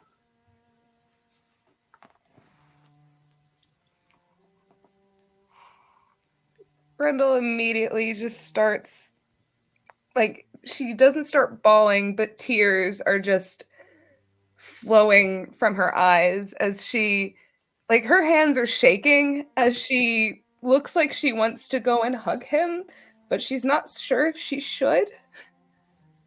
He takes your hands, and your arms, as big as you are compared to other people, your arms and forearms fit inside of his hands as he gently grabs the side of your arms, as if to bring your attention to his, and his eyes are welling up.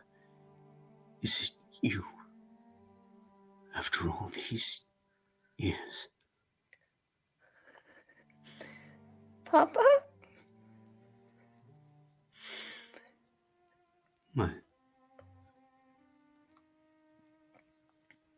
I pray this is not a jest. I've searched for you. I don't do jokes. I've always been told that jokes are mean, especially when it comes to people you care about. I would never come here to bring such pain because I will be honest, I was very scared to come here myself, but I needed answers and From behind Gormund, the other half-orc kind of peeks around and goes, Da. Is that her?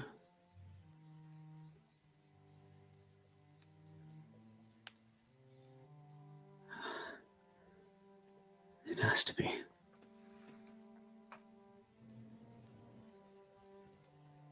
What? Here, sit. He sits down. Grendel immediately, she goes, this is my friend Greg. Hello, Greg. Some privacy. Sit, you rest your bones.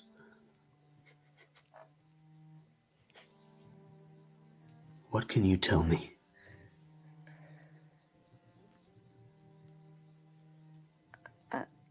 So, I'll be honest, I just recently started getting my memories back. When I was very little, my adoptive parents, the halflings, they found me in the woods, but recently I met a woman named Miss Flora, and she allowed me to remember things. And I remember the night that you guys tried to hide me away in the bushes. It seemed like you were running from something. And I remember you guys promised me that you would be back, and I waited and I waited and I waited, and you never came. And then I remember getting so scared and crying, and things just got dark. And the next thing I remember, it was when my adoptive mama and papa found me, and they took me in and they raised me. But then I learned from Madame Flora that I saw that you and Mama had come back, and that you didn't abandon me or leave me behind. And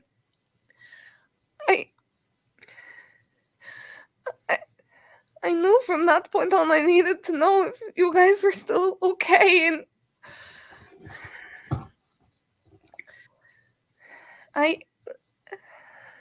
she's just, at this point, she is just a shriveling mess. She doesn't even know. She wasn't expecting to make it this far. Like, she is honestly at like a loss for words. And she's just sitting there, just shaking, trying to process all of this as tears are just pouring down her face. And she goes, I just needed to know if you guys were okay. And that I wanted you guys to know that I was also okay. I got big and strong.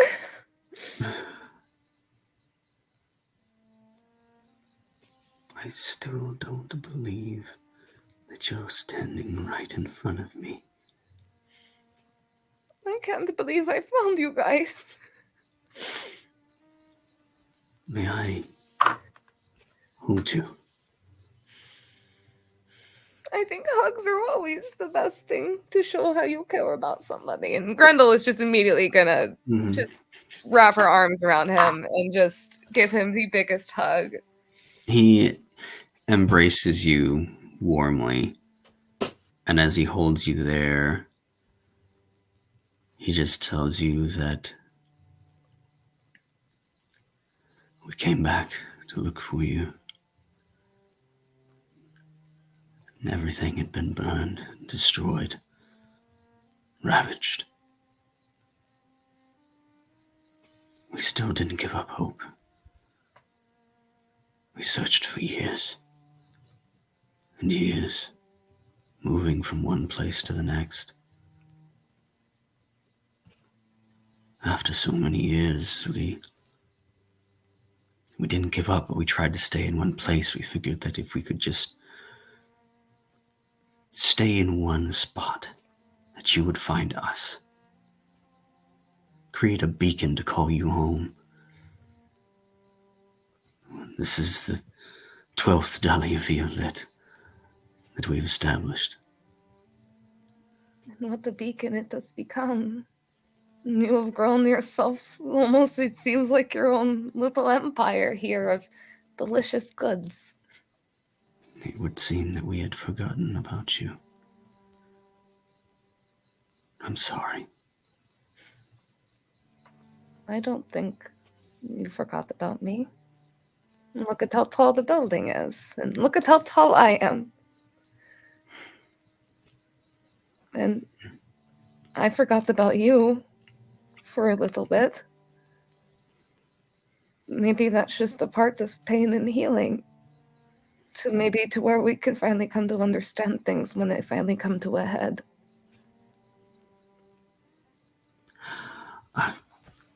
He kind of pulls you back just a little bit out of the embrace.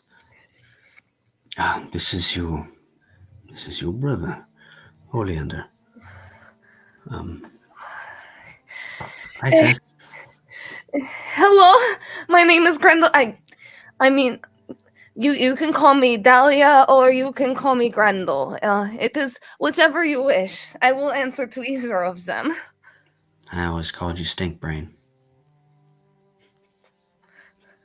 Honestly, that kind of fits. I don't have much of a brain. What about Mama? Is Mama here?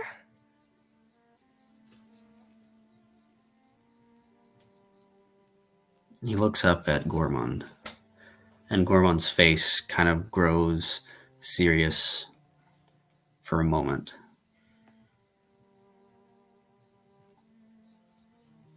Your mother's here.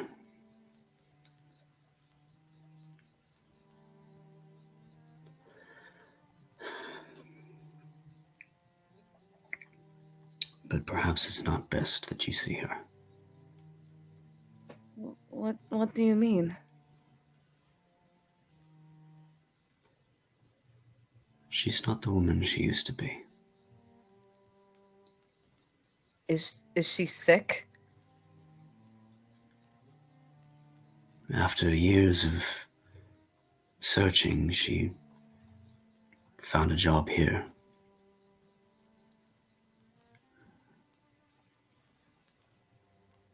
Amongst the guards. She grew rank rather quickly, trying to make connections, get to know people, all in an effort to put out investigations and feelers to find you across the realm, using the resources of Grand Soren to our benefit just to find you.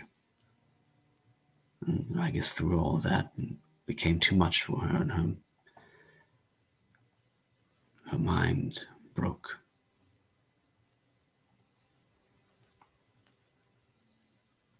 Well, I don't know if it's from sorrow, despair. Well, if it's broken, maybe I can help fix it.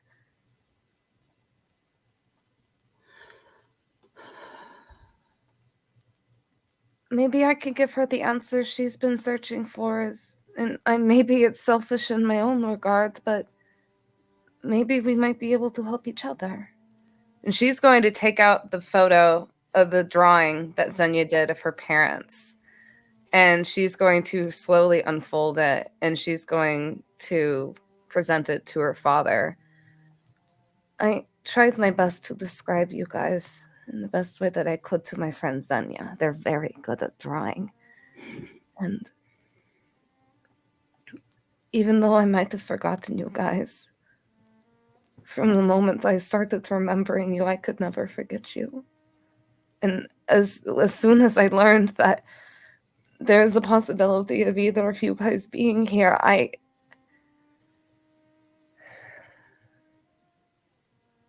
if it will hurt, if it would hurt her, then I understand. I don't want it to hurt you. Papa, trust me. There is a lot of hurt that I have taken right now, but I'm willing to take this hurt if it means bringing closure. I know I may not look it, but I am a tough cookie, mainly because I don't know how to bake cookies.